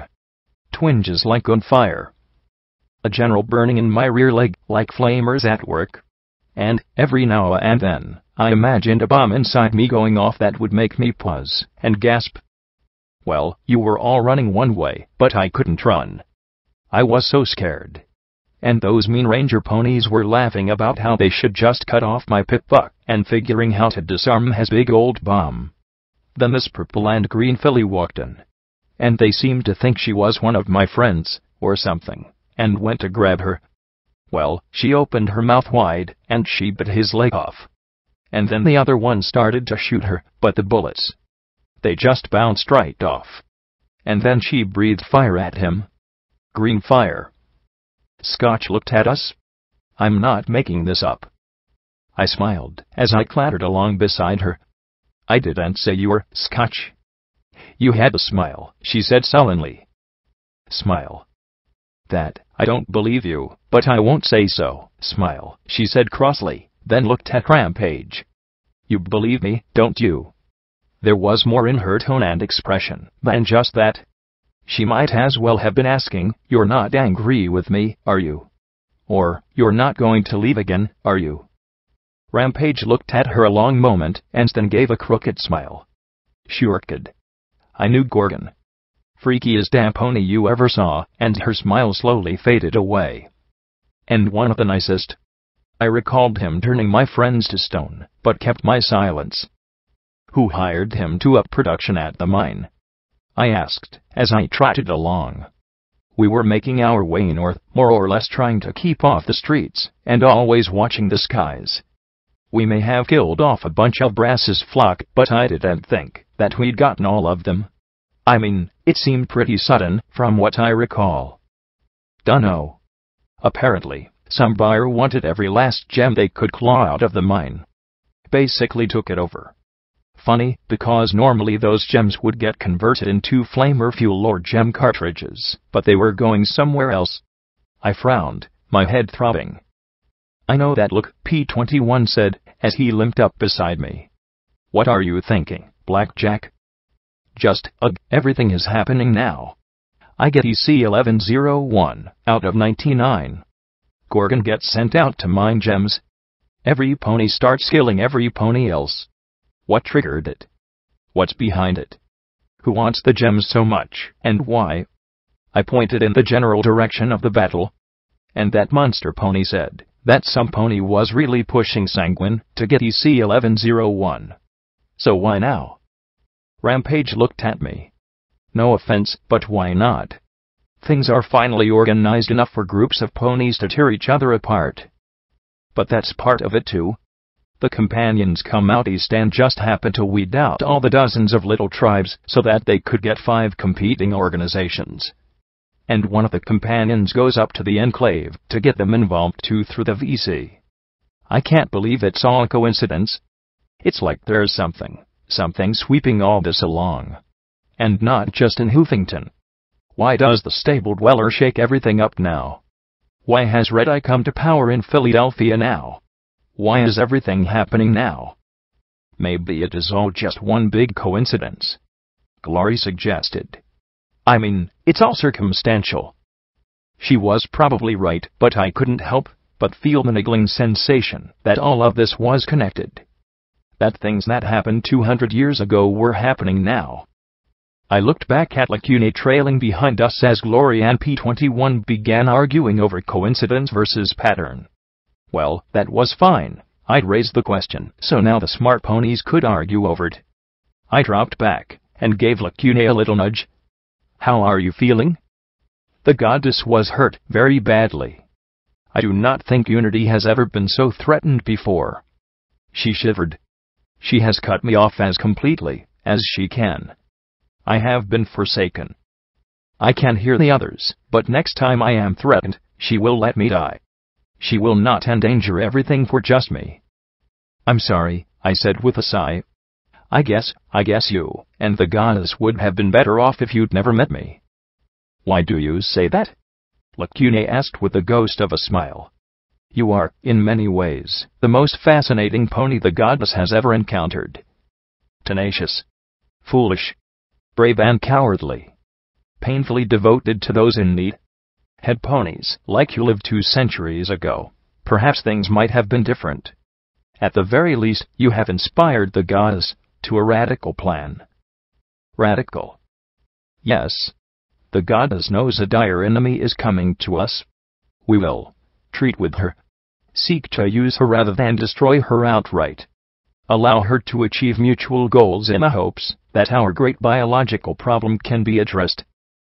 That sounds dangerous. What if she betrays you? That's a great concern. But as you have pointed out, 2 centuries of wasteland has accomplished little.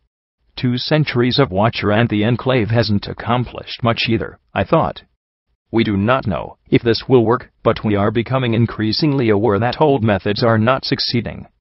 Things must change, one way or another. Are you really cut off forever? I asked in concern, worried about what it meant for her. So says the goddess, but she said so before. Twilight is terribly curious about Hoofington, enervation, and your own concerns. Lacune gave a mysterious little smile. I have faith that she'll one day return to me. I've lost goddesses before, that was an odd thing to say, but when she mentioned that name, I gave a half smile. Is she really in there? It's complicated, she said with another faint smile. It's like music. The goddess is the conductor, and we are her orchestra. She selects the music, but we must play the notes. Some of us play well, some softly, some with amazing skill. Twilight is one such musician, perhaps the best in the orchestra, but the goddess still picks the music. And I think that she is glad to yield the decisions to the goddess. The choices of her time as Ministry Mare were not easy on her. It was a time of much pain and regret. Funny how she wants to add us all to her band, I muttered dryly. We once thought to make it optional, but the process was too slow and painful.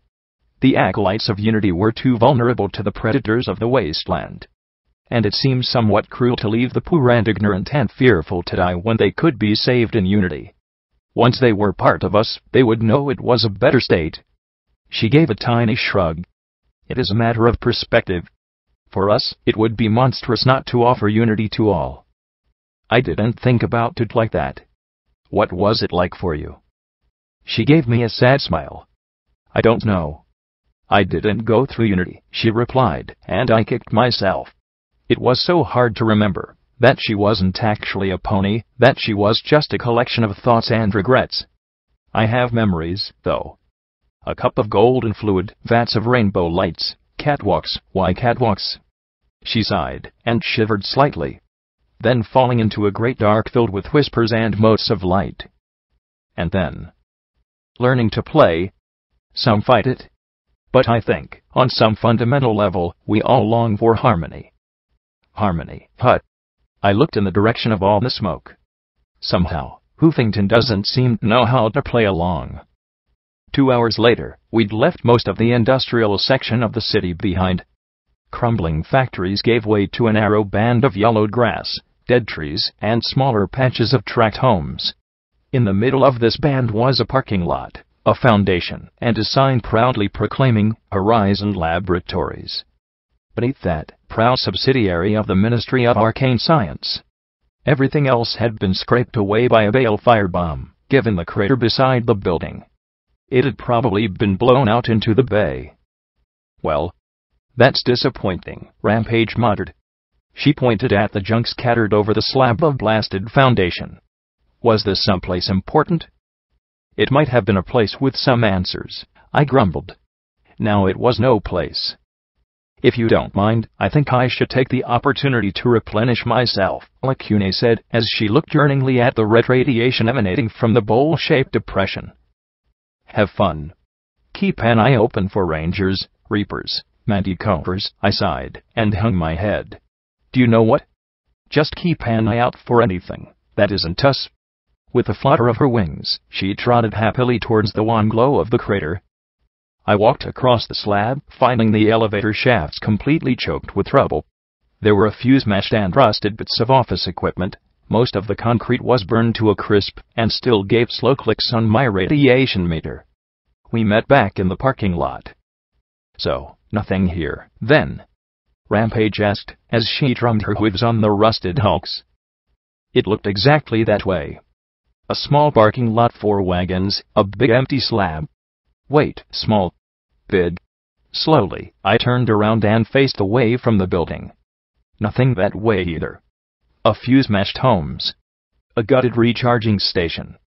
A lot of ponies must have worked here, and to do that they must have had some way to get here. There. A subway. Slowly, I trotted towards it.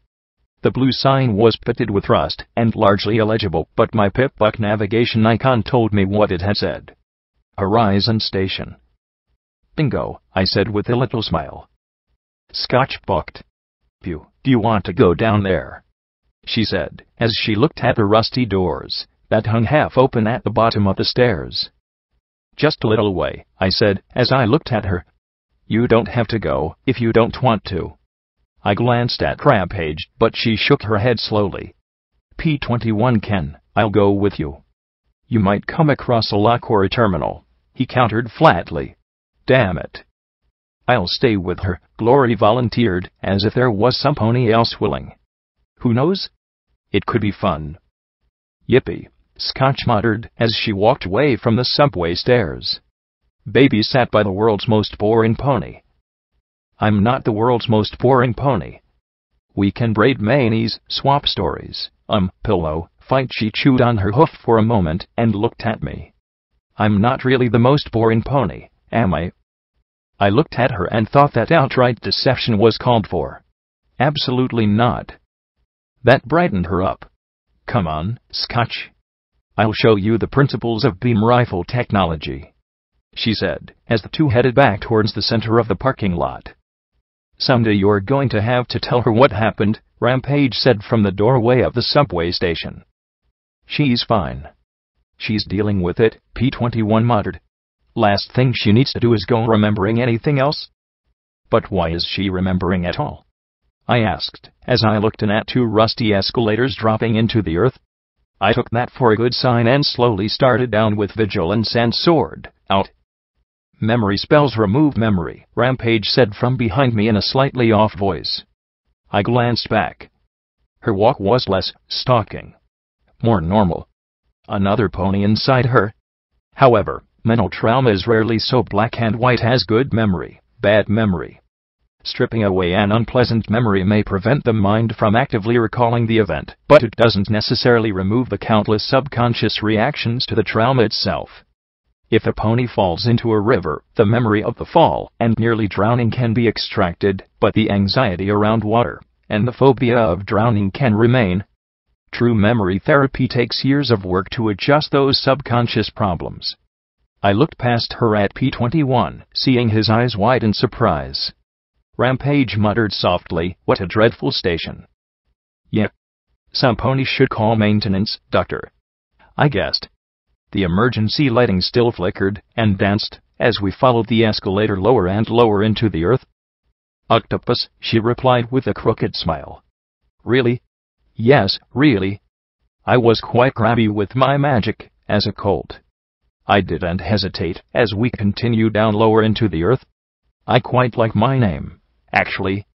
It's one few ponies forget. After a while, all the hoof, the sand wing that blur together, don't you think? I saw the red marks on my EFS, below, and lowered my voice. Right. And what do you do for a living, Doctor? I asked, trying to divide my attention. Senior psychologist at the Fluttershy Medical Center, she said, and then frowned. At least, I was. I think. Has something happened? I feel dreadfully out of sorts. Not crazy, but not entirely. He ran aware of what was going on. Nothing major, I said softly, wondering how a pony like this ended up in Rampage. What was the last thing you recall clearly, Doctor? She curled her lip as she stepped over several bodies, not seeming to recognize them completely. I believe I was attending a lecture on methods of psychological deconstruction and reconstruction in Manhattan. There was an accident, I think. A dreadful accident. She suddenly looked around. What's going on? This has to be some sort of hallucination. Please, Doctor. Focus. You said an accident. Did it happen after Big Macintosh's death? She looked at me and her panic increased. Why are you asking an old buck about that horrible affair? This must be some sort of stress-induced break from reality. How long ago was it, Doctor? A year, I think, she said in a trembling voice. She reached up and touched her forehead, her pupils shrinking. Sweet Luna, protect me. Is this real? I looked at P-21 helplessly. He just gave a tiny shrug. Yes. I'm afraid you're not dreaming, Doctor. You're inside a mare named Rampage.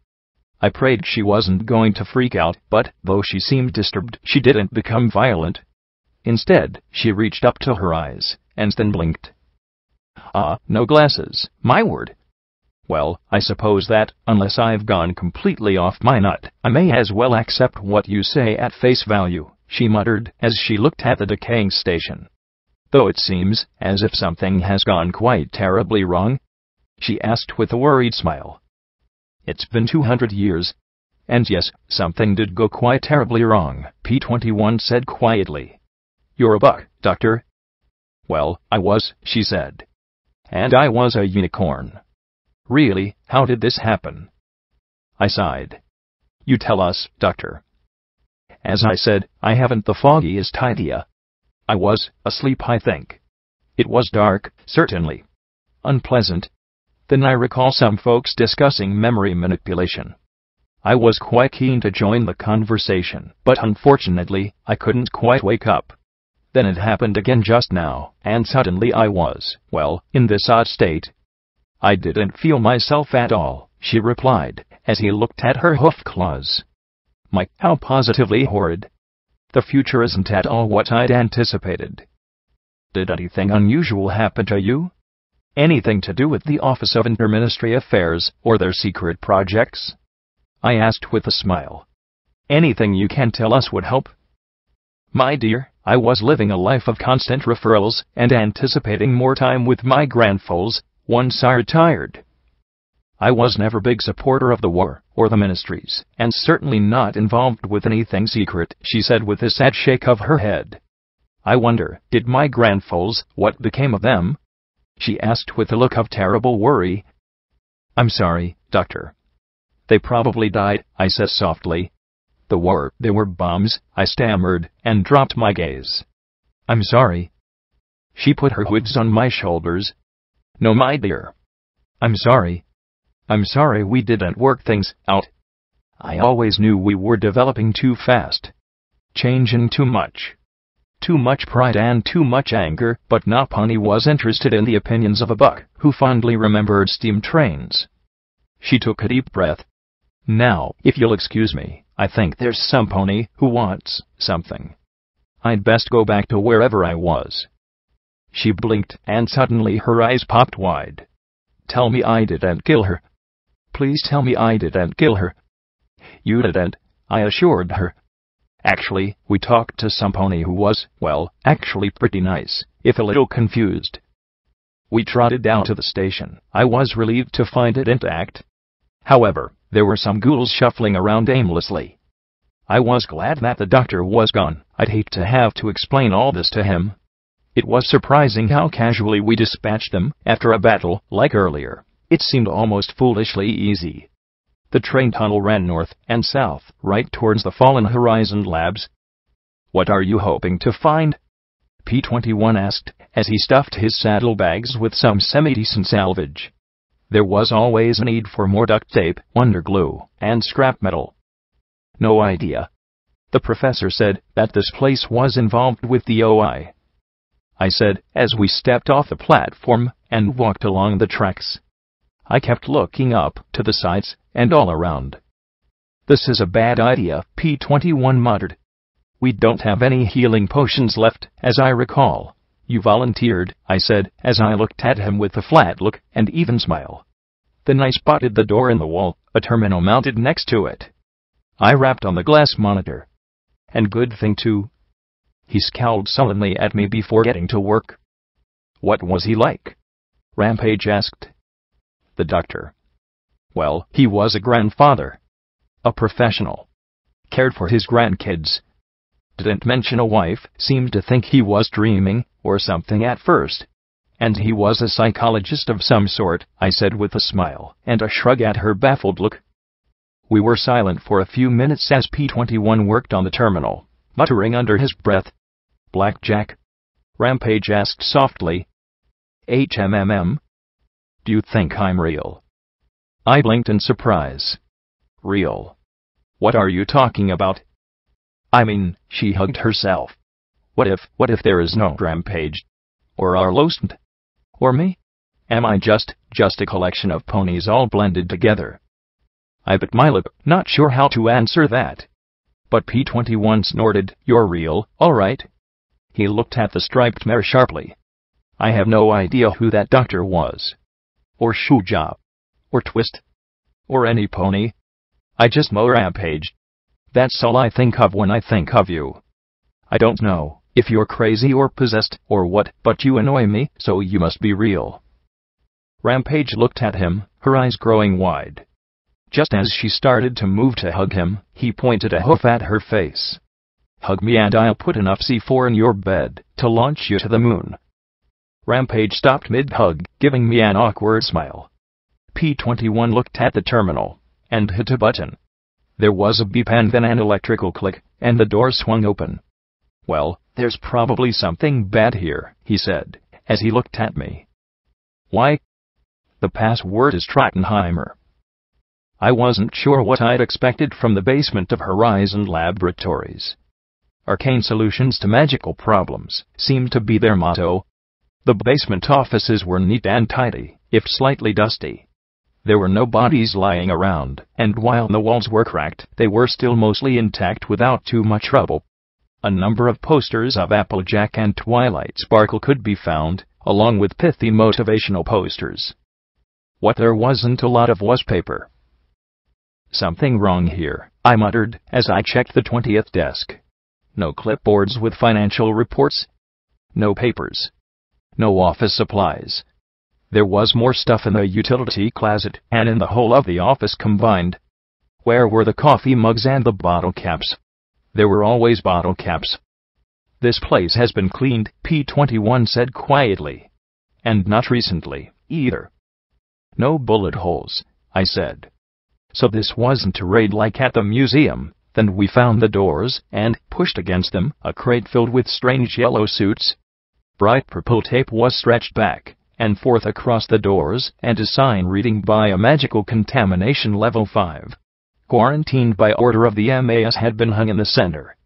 I looked at it and nodded my head to the door. "What do you want to bet all the interesting things are through there?" "Of course. Because I'm traveling with the only pony who wants to go into a place marked Biological Contamination, quarantined." P-21 muttered. "Why are you bitching so much, P-21?" Rampage asked flatly as she cut through the strips. "You could have stayed outside, do you know, with your daughter." Shut up, he growled, as he rubbed his leg. I didn't ask for this. Any of this. So what? Rampage replied. I didn't ask to have a doctor, a zebra, and a foal killer inside me. Glory didn't ask to lose a wing. Scotch didn't ask to lose her mother. And Blackjack didn't ask to die of cancer. But we're sucking it up and dealing with it as best we can. Rampage, I said, trying to head this off. Yuck. P-21 said, ignoring me and glaring at her. Well, this is me dealing with it. No. This is you running away from it. Because you got family right here in front of you and you're terrified of actually having a relationship, Rampage said firmly. Do you know what? He rose to his hooves.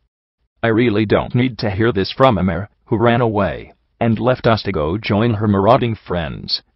You deal with your shit your way. I'll deal with my shit in my own way. He started limping towards the exit. Wow, I muttered. Arg, Rampage snorted and smashed a table hard, denting the metal with her hoof. I really need to pick my timing better. You think? I arched my brow as I pushed through the door. Beyond, here was what I was used to. Walls blackened by fire. Partially melted glass airlock. No bones yet, but there were orange drums marked by a magical waste. I gave them a wide berth as my rad sensor began to tick. I fished around in my saddlebags for some Radex, and even drank a little rad away, for good measure. Looking back at Rampage, I smiled a little. The fire damage became more intense the deeper we went. These labs had held equipment and terminals. I didn't see much in the way of cages. Then I found my first body, well, something like a body. It was a bright yellow suit with a strange bubble-like helmet. I'd seen it in the dream I'd had, an environmental protection suit. This one was empty, though, the faceplate shattered. I attached the recorder from its belt. Unfortunately it had been damaged, somehow. Beaten? Battered? Chewed on. It crackled as I tried to get it to play back. KZZZZT, responders cleared out all the above-ground personnel. Up to us to clean up the mess. Of all the fucking times for Twilight to go to a fucking party in Manhattan, DZZZZZTTT, grade 5 contamination everywhere. No clue where the bodies went. Contacted the new OIA director, but he's fucking worthless. Probably just tell me whatever they were working on was classified. Who knows what we have to deal with down here. We moved to a second set of reinforced airlock doors. These had been twisted and bent away. What do you think are the odds that this place is unhealthy for me? I asked with a small smile. You? With your luck. Rampage answered with a soft snort. Yep, I replied, looking ahead. Then I turned around abruptly. Be right back. Rampage sat down, watching me trot down the hall to wiggle into one of the suits. I couldn't fit it on over my barding, and sighed as I removed my armor and left it by the crate. When I finally got the suit sealed up, it filled with magically supplied air from a blue talisman on the leg.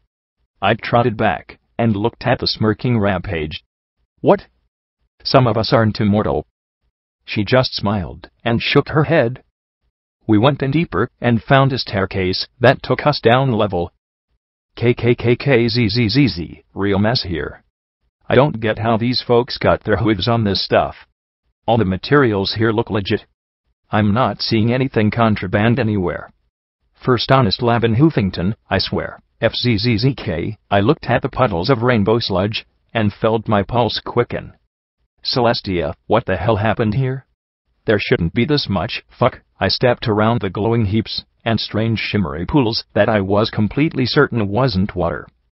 The metal walls seemed melted, but the distortion was all wrong. It was as if the metal had softened and deformed, but there wasn't much in the way of soot. DZZZZT, no fucking bodies anywhere. About 50 researchers were supposed to be in here. What the fuck happened to them all, Buttercup? Pickets? Hey, where are you guys? I reached a lab with a flickering terminal and slowly stepped past. The rest of the terminals were deformed and twisted almost beyond recognition. The screen of this one was warped too, but I could make out a few words. Silver bullet test in cryogenic lab. Cryogenics? Why would they need to freeze a fucking bullet? the recorder said through the buzz. And why couldn't they just call it a freezing lab instead of making up a fancy word? That was when I noticed the sign above the door to the room. Apparently it was the cryogenics lab. It didn't look frozen. Actually, it looked as if the entire lab had been made of wax and then heated just enough to distort but not enough to melt completely. Everything around me seemed fused into one solid surface. That's it, KZZZKKK, I'm getting the fuck out of here. Wait. Pickets? Is that, stop fucking around. I turned slowly, and then I saw the pony standing in a suit. A suit just like mine. I approached, step by step, cautiously. My hooves found the floor sticky. Ugh, what is this stuff? Rampage asked, as she looked at her hooves. Blackjack. Let's get out of here. This place is way too messed up for me. Just a second. The pony in the suit was leaned right up against the wall just inside the door. Slowly, I trotted closer and closer, leaving Rampage to scrape the goo on the floor off of her hooves. KKKKKKZZZZZTT, the speaker crackled and sputtered as I looked into the lab, my eye drawn into the middle by a familiar object. The entire room had been liquefied. In the center was a sort of pedestal. It rose like an organic growth in the center of the room, holding the only solid object in sight. A deformed metal arm dangled above it like a skeletal appendage. I'd seen the object before. I had one sitting in my saddlebag right now. Laying on the pedestal was a split-open shell of a silver bullet. It had been mostly hollow, a thick silver casing, around a softly glowing white stone core. A faint rainbow residue coated the interior. Slowly, I backed away as the recorder crackled. Pickets? Pickets? Fuck. Pickets? I turned to look at the pony. She wasn't leaning against the wall. She was a part of the wall. And she was staring right at me. She opened her mouth and began to scream. And the rest of the lab joined her. Footnote, 95% to level.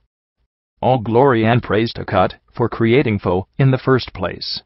Huge thanks to Heinz, Bronode, and Snipe Hamster for spending half a day polishing this to something readable. And thanks to every pony who leaves comments. Also, if you can spare a few bits, donations can be sent to David13Nushi@mail.com through PayPal. Thank you.